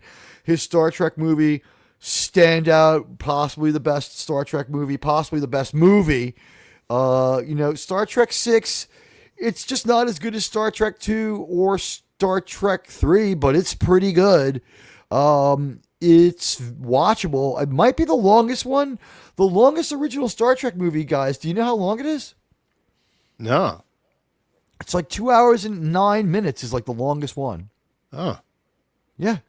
These movies, like one of them is like, I think Star Trek 3 is hour 55 minutes. One of them is only 2 hours. Than that. It feels longer. It does, but it's pretty brief. Some of them are kind of short. But they're all within 5 minutes to 10 minutes of 2 hours, one way or the other. I'm just seeing JT's private chat. I'm sorry, guys. This still remains a high school classroom where we pass notes on our end, too. How did they make him an admiral after he aced the Kobayashi Maru how they did not make him an admiral, how after he aced the Kobayashi Maru is beyond me. Just real quickly, if this had been Alex Kurtzman's Wrath of Khan, that would have been the case. He would have always have been an admiral going into the movie and never have it failed at anything. And the movie would have gotten derailed because 95% of the movie would have been Khan torturing the people at Regular One. So say we all, Alex Kurtzman's Wrath of Khan, right? Where I am taking you, you won't need ice. Why are you talking a stereotype of a Latino guy? Because I am a Kurtzman character, eh? I have stolen the hubcaps, the nacelles off of the Reliant. I mean, that's just... Alex Kurtzman cannot get it done in any way, shape, or form. Guys, one of the hashtags on our show is humor because we do crack jokes. We're friends talking about Star Trek. Sometimes the conversation gets a little tangential. The original format of the show was a conversation that starts with Star Trek, but that was like years ago now. Now it's like we've gotten a lot better, but like some of the tangential riffs can still be pretty good. But you know what? I'll say it again. You don't make your best captain an admiral. It was a mistake. If they could have made him some kind of supervising over captain without making him a full-on behind-the-desk sort of admiral, like Commodore Kirk, a lot more appropriate than Admiral Kirk. It didn't work. Although, hey, it's good for branding. Captain, maybe. Yeah, exactly.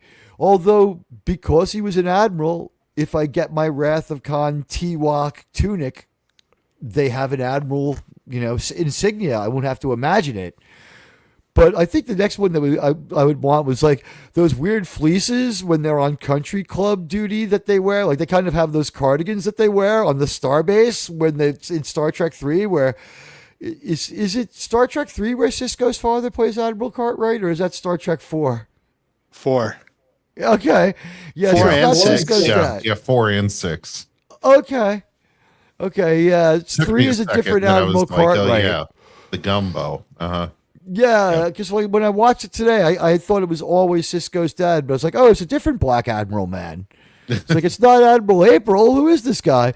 And he's just like, Jim, the Enterprise is 20 years old. And I'm like, damn, this guy's a DEI hire. The Enterprise is 35 years old if it's a day, because it's 13 years old 20 years ago when Kirk got it. What the hell are you talking about, man?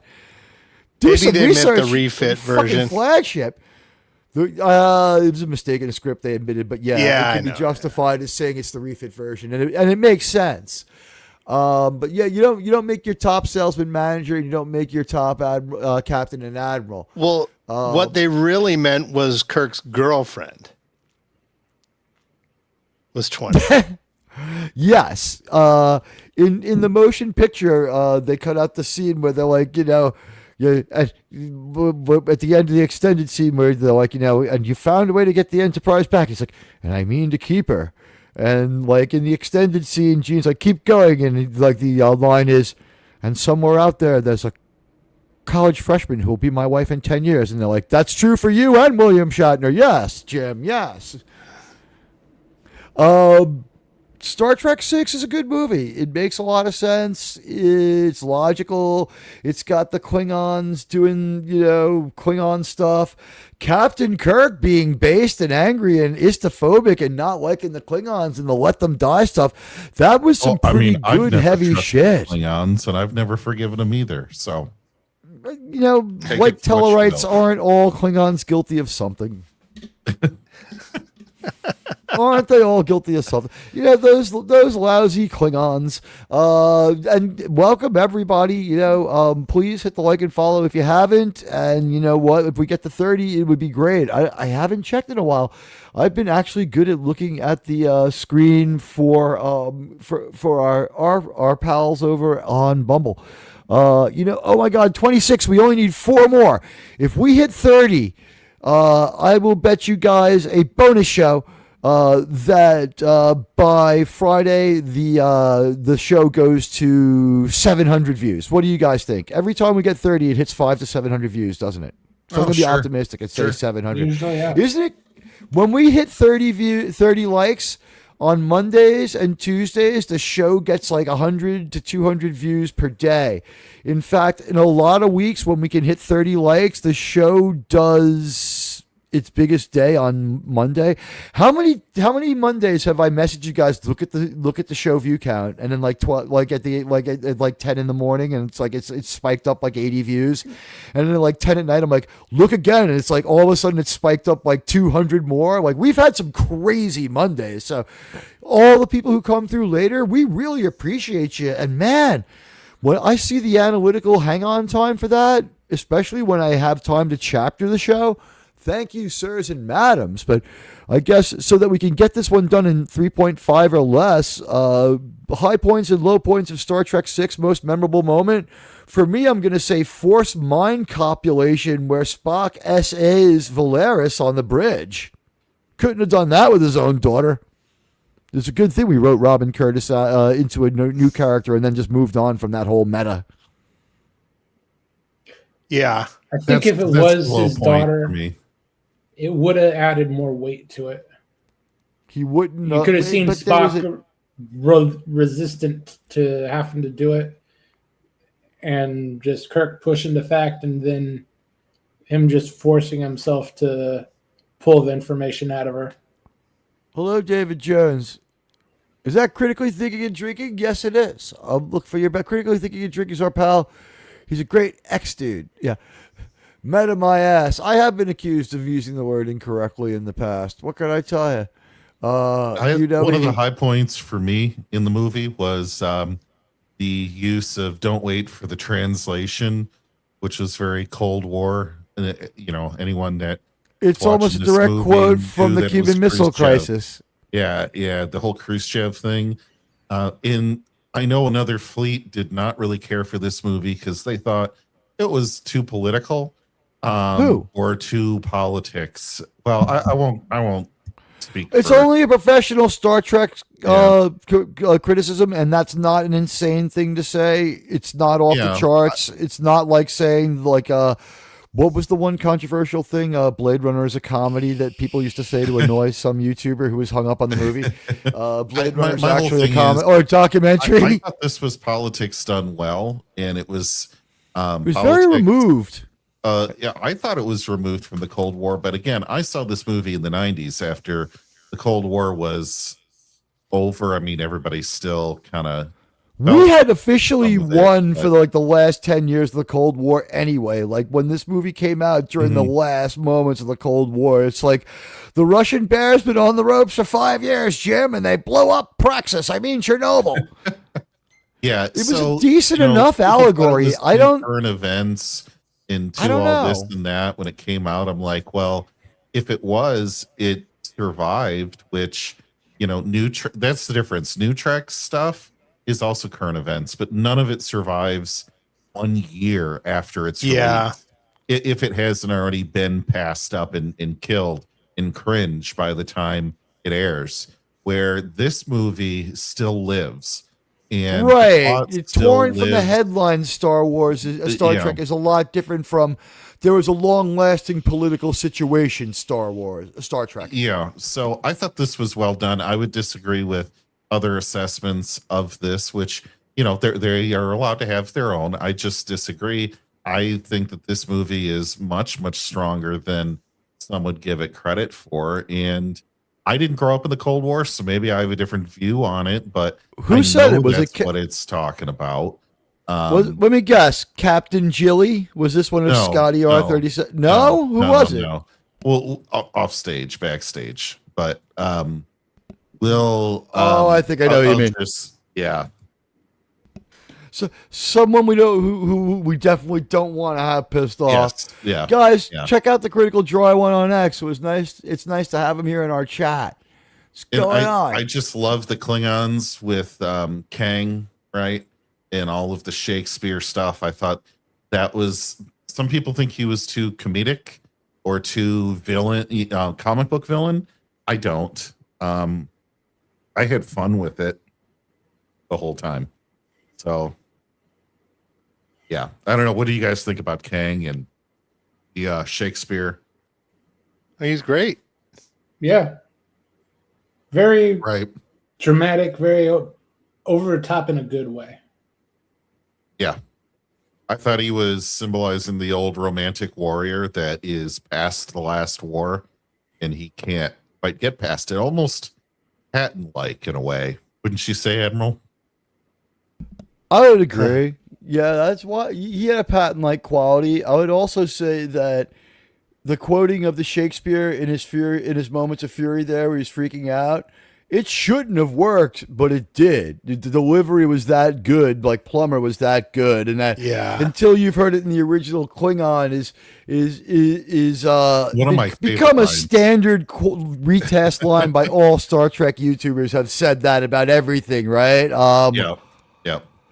I prefer Red Dwarf in the original Klingon, whatever. It's been used by everyone. And X-Men did do a good Cuban Missile Crisis movie. X-Men also has a better piece, too. I want Patrick Stewart recast with, what's his name? James McAvoy.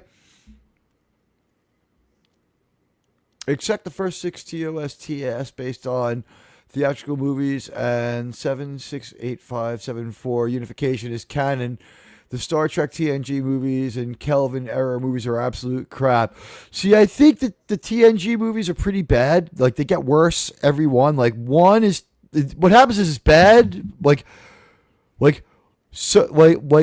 than we're willing to admit with Generations. When you see it, you're like, it wasn't that bad. Like, gets you to First Contact where it's like, that was pretty good. And like, for me, I didn't like that movie kind of right away. I was like, what the hell? And then with the next two, it's like, it wasn't like a slight decline. It like Star Trek Insurrection is fucking horrible. I left that movie. I walked out. I don't know what Media point. calls it Star Trek His Erection. That's That's pretty funny though. Yeah, that's Guys, sums it up.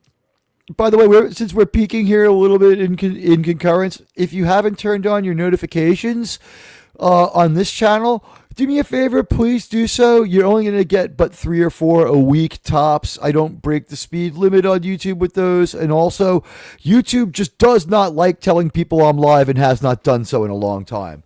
But yeah, you know what? The whole thing with the 765874, I got your number unification thing, but just linked to some comic from 1,000,000 years ago about like an external character from the Cage.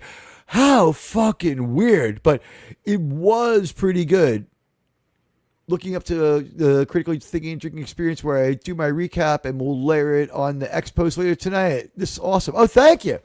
And thank you for introducing me to Neural Derp. Neural said they're coming on the 30th, so we'll get maximum publicity on that, and we'll see if we can't get Neural Derp to consider adding the Enterprise characters to some of these great Star Trek videos that are going viral for them. And wow, we'll find out if Neural Derp is a male or female YouTuber too. So, like I said, I was guys, gonna say, you used an interesting choice of personal pronoun. I don't know what they them are, but I mean, I'm only using that term because I don't know what they are. I do a little bit of tongue-in-cheek joking of pronouns. I use a very proper greeting, which is considered enraging if you're an intersectional. Hello, sirs and madams is actually exclusionary language if you think about it. Like, think about Kathleen Kennedy would be like, "Oh, that was very offensive, sir." Like if I was at a Disney dinner and I had been hired to direct the new Star Trek movie, and I stood up and raised a glass to Bob Eisner and Kathleen Kennedy, and I said, "Sirs and madams, I would like to propose a toast," you would hear like a and Cynthia Erivo would scream, and you would hear like a glass break on the floor, and like somewhere in the corner of the room you would hear weird, weird, weird, weird, weird, right? Like it would not go over very well. It did. Tell me I would get away with hello, sirs and madams. Rocking on your heels, saying, "Well, it's about time I hit the old dusty trail."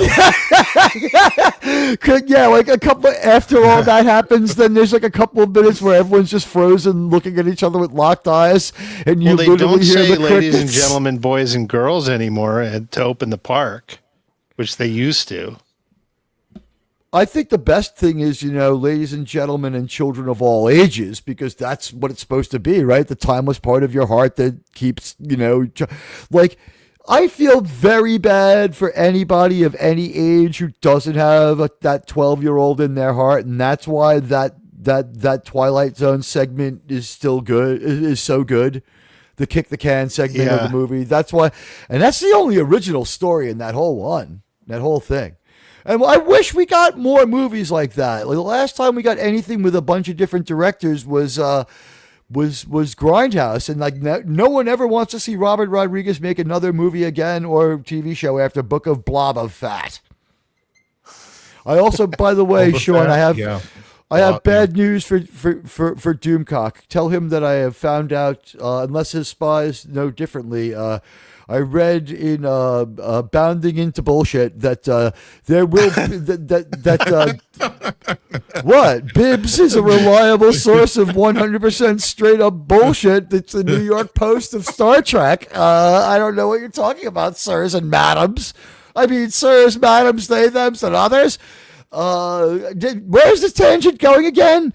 So I use the exclusionary language as a joke because, like, the most polite thing you can say, hello, sirs and madams, will only insult, in my opinion, like the right people. Because even of the 1.1% of the people that we think of as actively hostile, what have we really heard from too many of them? Right? Like of the three that we actually know of in popular culture, Chaz Bono and Elliot Page seem to keep mostly quiet. Who are the other ones? The weirdo from Doctor Who? Who gives a shit what that asshole thinks? That weird woman who attacked, or they identify as a woman who attacks, but with the musical notes, which was almost outside of an interesting idea, but I digress. So I call it the pamphlet of Bubba Fat, because it was such a short series. I don't think it's a whole book in length. It's more like 4 chapters. The flashcard of Boba Fett. Yeah. The post-it notes of Boba Fett. But that got us, what was his name? Like Wildcat Thompson? The fucking modder guy with the wild, like, green, black, and red dreadlocks?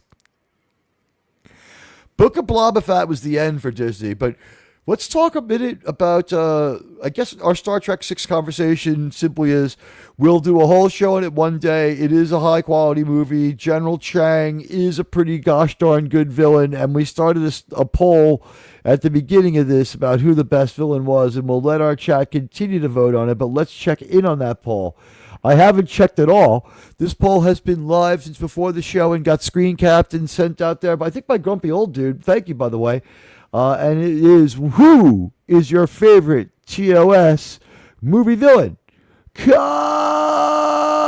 ran away with it, 82%. Behold, V'ger, 5%. Kooky Klingon Captain Krug, 5%. And Pithy General Kang, 8%. He did better. Second place by like a lot. Pithy General Chang at 8%. Does Star Trek just not do villains well, or was Ricardo Montalban's villain performance just that much for the ages? I'm going to say probably B. Show Trek, it was the hallmark that the villains oftentimes were not the villains at the end. And that was the part of the wonder of Trek, was learning how to seek out new life and new civilizations, and not like morals or ethics imperialism, but like learning how to get along with people and finding common ground and a lot of that. So to make all your movies have to have these arch villains every single week, or every single time rather, it just doesn't come off very well, because that's not what Star Trek is about. And so that's a big reason why the Abrams movies failed utterly and completely. And even some of these later TNG movies failed because they keep having to find this big bad, and that's just not really Star Trek. And then you take away the look of it, and you end up with, Spider-Man or A New Hope retreaded Disney Star Wars, but with a character named Spock, which was what 2009 and Into Darkness were. So who cares if they have strong villains? That's kind of beside the point, I think, in these 6 movies, outside of Wrath of Khan, and number 6, right, Undiscovered Country. I don't think you really need a whole lot in the way of it, and it kind of gets in the way of doing their thing. I agree.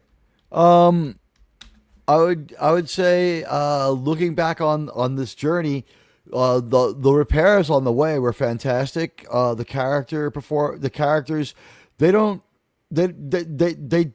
stay that static. There's some growth for everyone. Spock, he gets the ultimate reset. We respawn Spock quite literally.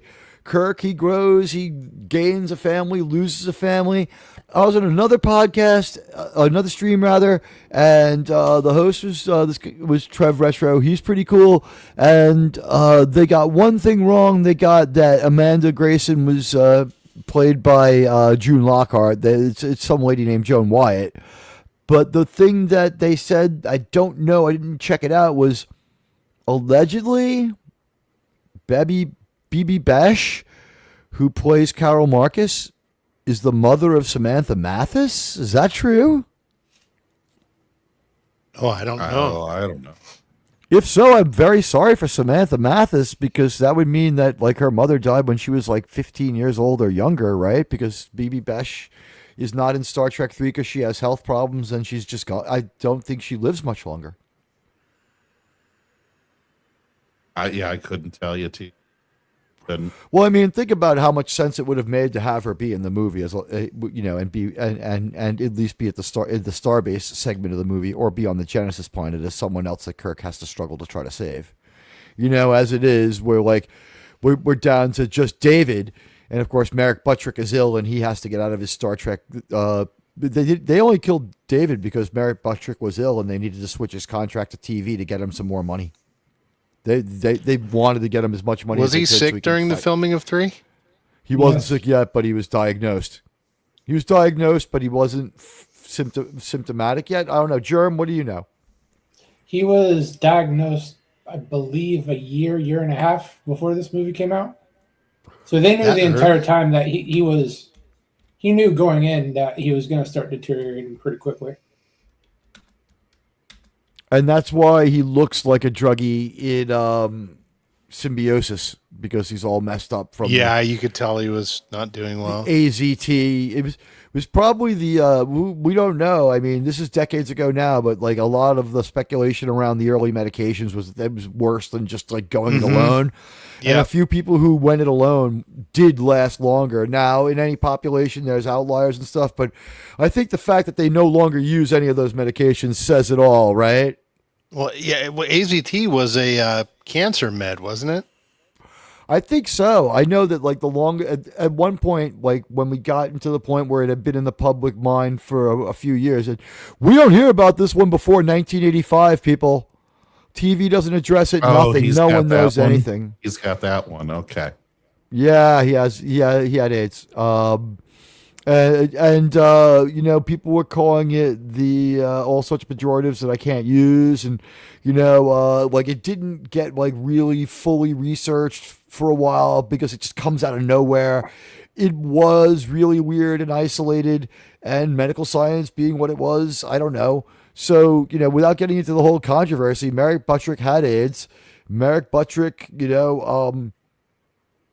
I think that it was a shame he was gay because he got to work with Jennifer Connelly and Sarah Jessica Parker when they were both young and single and super hot. So like that, maybe that's why they had to have a gay actor, because if anybody straight would have just like lost their mind. Yeah. So you've absolutely ruined the show Square Pegs. No, sir, the writers did that. But those chicks are pretty hot, and Supergirl is in Square Pegs, I think. Oh no, not Supergirl. Sister Stephanie from Father Dowling, the weirdest goddamn show to ever exist. Is there a weirder show? We got a nun and a priest who solve mysteries. If you got weirder, I'm game. There's your plot. There's a nun and a priest, and they solve murders. People around them get killed left and right every week, 26 times a year. With the father from Happy Days and Tracy Nelson. God. Tracy Nelson was hot though, but like she's playing a nun. What the hell is going on? What's wrong with that? I went to Catholic school, man. That's just fucking traumatic when I see that shit. Let's just say I didn't kick the habit. The habit kicked me. Oof. Yeah, right. Father Dowling was one weird effing show. And Tom Bosley was no Lou Grant as far as acting goes. But I don't know. 1 through 6. I'm surprised. Is there a second best bad guy to Khan? I guess it's not V'ger, it's General Chang, isn't it? Yeah, because V'ger is almost a force of nature. I mean, it's not, but I guess more closely it is to that type of conflict. So a villain, no, it didn't have malicious intent. See, here's the thing. I'm going to sound like the wife of an alcoholic here, but like, was the whale probe all that mean, or was it just that we don't understand it like the whales do? And it was actually nice. It's not really a villain. We just don't know him like the whales do. No, it wasn't mean because it didn't. Go ahead, Jim. I'm sorry. I'm struggling to find words. It wasn't really trying to do anything. It didn't even notice that the people were there. Yeah, it was destroying the environment of the planet, and they never really explained how that wasn't malevolent or why it was happening. But like, it's our second probe. It does a lot more damage to Earth than V'ger ever did. It kind of fucks up the planet. And I guess the other question about that movie would be this one: when they travel back in time, they reappear a moment before they cut away from what we see, which means that does their return constitute timeline 1A? And timeline A is the world is destroyed by the probe because there are no whales, and timeline 1A is the Kirk-induced timeline with the Earth is saved because Kirk and the Enterprise, and the Bounty return with the whales. Is that timeline 1A? Do they change their own present into a new future? No, does the whale probe destroy the Earth? I don't think so, because going back to what you said about the glasses and all that, that's how it was always supposed to be. And if you think back at the beginning of the movie, they're in Starfleet headquarters and that glass breaks and Sarek is looking out and you see the recognition on his face. And then when they do go back in time, you catch, he goes, look, there they are. He starts to do that before they go back in time. He's looking out the window and if you look, you see it in his eyes. He recognizes what's going on. And he says, there's a man on the wing of this bird of prey. Yeah. Yes. I look forward to getting this novelization about once or twice, 3 times at the most a year. I turn on my Audible for a month. I get a book and I listen. I don't listen to it until the month is over. I spend the whole month listening to the library. And at the end of the month, the book from the library I love the most, I buy that one. Right now, I recommend, if you do Audible, Gladius, The History of the Roman Army. It is absolutely a fantastic book, unequaled. I've listened to it 4 or 5 times, and I'm going to listen to it 4 or 5 times more. It's a good investment of your money at 12 whopping hours. Amazing stuff. But the Star Trek The Motion Picture novelization has been absolutely amazing, and that's the one novel that I will call canonical. As we wind down our conversation of the movies, I'm sorry, my favorite is 2. Jerm, It has to be 4. tell us why. You're a great spokesman for this movie, and it's not a crazy case to make at all. Every movie, by the way, 1 through 6 is defensible as your favorite, even 5. Honestly, go ahead. Well, it has the most heart. We get the most out of our characters, and they do a great job off of what I think was less than half the budget of Wrath of Khan. That's You're right. one of the most impressive parts. Okay. JT, favorite movie and why? Favorite movie number 2, Wrath of Khan. I could go into about a 5-hour diatribe about this thing, but I think it is fun Star Trek, a great movie in its own right, regardless of being Star Trek or not. I think underrepresented or underappreciated because 82 was such a good year in cinema in general. And I think it fixes the course of Star Trek movies for all those that come after it. So, in my introduction to James T. Kirk. Okay. I can see critically it feels we're being very controversial, sirs and madams. Yeah, I was like, I don't understand, but sure. All right, Sean, favorite movie and why? I got to go with motion picture just because of it introduced me to Star Trek, and just all the reasons I said before. The scope, the drawing into the universe for me. That that little bit just seals it for me. After that, it would be 4, and then 2 and 5.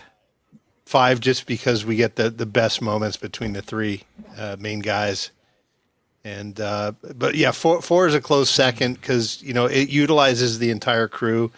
It gives them all something to do that's really important. They could not have succeeded without each team fulfilling their destiny or their mission rather.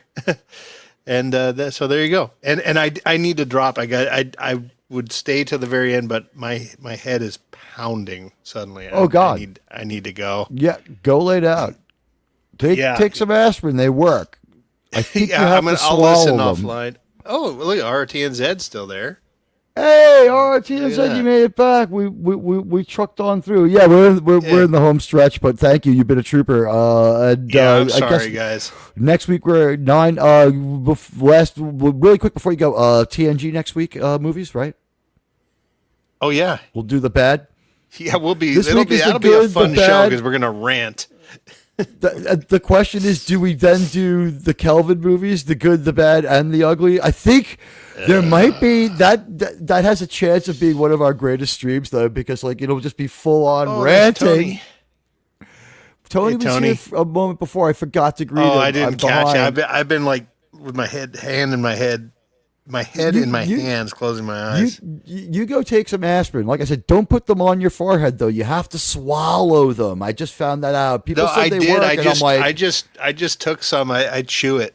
I pulverize it because it gets in your system faster. See, when I get a headache, I just go and I buy some heroin from the guy up the block. Well, it works. It works. I haven't had a bad headache that lasted more than 20 minutes in years. No, don't do that. It's not medical advice. All right, Sean, I'm sorry that you're not feeling well. Feel better, buddy. Bye. Yeah, I'm going to lurk and listen. See you guys. Bye, Jerem. Bye, JT. And goodbye, chat. And thanks, guys, for all the chats, super chats and everything. We'll see you later. And just one for the road. Can I finish, please? There we go. See you, Sean. Feel better. All right, bye, guys. Bye, Sean. May have gone too far in a few places. Looks like you got another subspace message here. I did. I have to go acknowledge that one. RRTNZ says, "Hope we all had a Merry Christmas." I had a really challenging Christmas, but it wasn't joyless. Greetings from the UK, RRTNZ in the Northern Hemisphere now. Any best movie answer that isn't Wrath of Khan is wrong. Now get some sleep, lads. Live long and prosper. I'm going with Wrath of Khan myself. My favorite Star Trek movie is Wrath of Khan. It is the best Star Trek movie for all the reasons that we're going to get into when we do our individual on Wrath of Khan. Because that's all these movies will get their own episode. Really, just a festive way of facilitating a Star Trek conversation. Holding off jumping into another trio of Enterprise episodes. The Forge trilogy is good. It is really, really good on Enterprise. The thing is that we will not be able to just do that over Christmas and New Year's with any kind of specialness. This is at least a little bit celebratory, and with going into the 60th anniversary and Starfleet Academy coming, we need to get morale up, because let me tell you something, Kurtzman is going to attack our minds with what we get. It's going to be some of the worst crap you ever seen.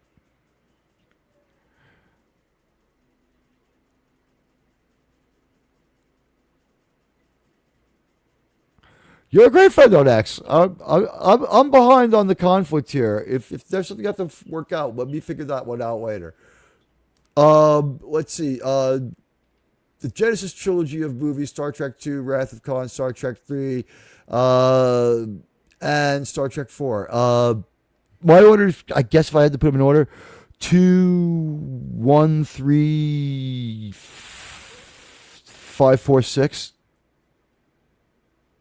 I mean, 6 is good, but it's just like, I don't know. I like 5 better. I like watching 5. It's fun. 5's fun. Go climb a rock, right? Fun stuff. Mm-hmm. Mm-hmm. 6 is pretty unnecessary in the long run. Yeah, we don't need 6, but it's not like it's unwanted. It's not unwanted. It's a high quality story. And like, I'm glad they got to use that title, because it wasn't it should never have been Wrath of Khan's title. It just isn't any good. Wrath is the correct answer. Okay, all right, so everyone's cool here. We're just having some fun. All right, ball busting is allowed. It's just like it's hard to read in text. And Hail the Tetrarch was said by RRTNZ as we get into the final part of the show. Sean, I don't know. He is on another stream, a small show called Doomcock. He's not here to plug it. I hope that show can still find an audience without Sean here to do it on our show. Thanks for setting the monthly high in concurrence. 21 is great.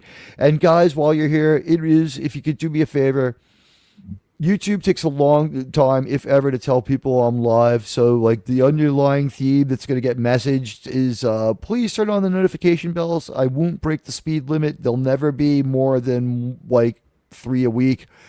If there's something really serious going on, okay, 2 a day. Maybe I'll put one of my appearances through the community tab once in a while, but I don't collab a lot, and I will not fill up the sky with notifications. If I do 4 streams a week, that's a lot. A couple weeks ago, I only had 1. So I do try to do 3 streams a week. One's for Star Trek during the week. Usually Jeremy's the co-host. We do 2, usually at 10 o'clock. This stream might be moving to 9 o'clock as early as next week, but is moving to 9 o'clock. Next week, the Next Generation movies. And Jeremy, what's going on your channel? We'll have the Landman tomorrow at 4, and I'll be part of a rolling New Year's Eve stream this Wednesday. Oh, cool. Maybe I could score an invite to that. We'll see what happens. With JT, you with Dadman this week at all? Well, I will be helping him ring in the new year on his New Year's Eve marathon stream that is, I believe, a full 24 hours again this year. So I won't be with him the entire time. What I was going to say. Yeah, I'll drop in probably twice at least. And we had a lot of fun the last 2-3 years we've done it. So, yeah, no sports stream Tuesday or comics Wednesday, but Wednesday into Thursday, that's where I'll be. And who knows? Maybe you'll see me at Mark's tomorrow night too. Okay, yeah, Mark Through the Sea is a great guy and a friend of the channel. He has a great show that'll be on tomorrow. And who knows, you might even see Tom Connors there. We've got Neural Derp coming up as a guest. I don't know exactly when, maybe the 30th. I'll keep you posted about that. Critically, I'll catch up with you and we'll figure out what the heck's going on. It was good to see you, by the way. Thanks for dropping by. Thanks to everyone for dropping by. Thank you, Tony. Alpha in a Starfleet uniform. Oh, is he going to eat a cat? If it's an Enterprise uniform, he has to eat. Every episode of Enterprise, they eat. I can't wait to go back to Enterprise. It's great, and we've got friendly relationships now with the director. He has liked all of our Enterprise tweets and a lot of our Star Trek stuff. So like that keeping it kind of clean and normal on X thing has really paid dividends, because now there's not a bunch of crazy shit in my X feed about how I'm actually insane. I've been keeping the insanity under wraps and taking it out on people in the real world, and acting relatively normal on X and having a good time here on YouTube. I thank everybody. We'll be back tomorrow night at 7 p.m. Eastern Time. Germ has the watch party. And at 8 p.m. Eastern Time, we'll have the review. You'll have a chance to watch. If you turn on the notifications, you'll be able to go to the stream for Landman an hour before the Landman show and an hour before 7, at like about between 6 and 7 Eastern Time. We will pin a link into the Landman live chat before the show goes live. An hour before my show goes live, there'll be a link a link to Germ's channel in the chat. If Germ can do the watch party, because Germ's device or his internet, we don't know. If not, I do the party on my second channel. We watch Landman, then we come here, me, Radioactive, and Crimlon with Resolute Germ, break down Landman for you. This week is episode 7. Season 2 has been a banger so far, but you have a chance to watch this great Paramount show with us. It is a great show. And I can say for $9 a month, still, that's the price hike, guys. It's going from $8.99 to $9.99 a month. So I guess it's $10 a month now.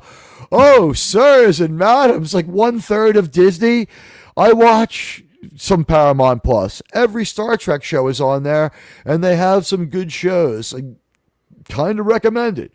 But if you don't have it and you want to watch Landman, watch it with us and a great discussion afterwards of the plot of the show. We are the only independents that I know of covering this. When I put that hashtag in, YouTube tells me less than 100 channels are covering it, and their official channel is like the biggest one. So we are like the only independent Landmanners. So please turn on the notifications, help me out with that one. And with that, I love all you guys. Spock! Ship. Out of danger. Yes, Spock. You saved the ship. You saved us all. You know her. You love her. She's Sydney Sweeney.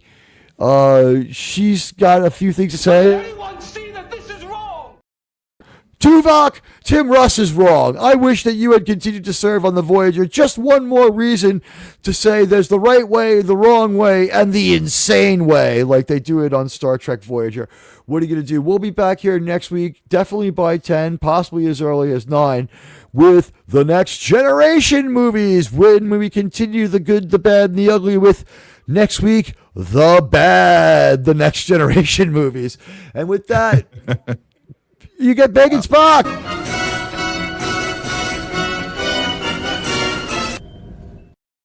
Can I finish?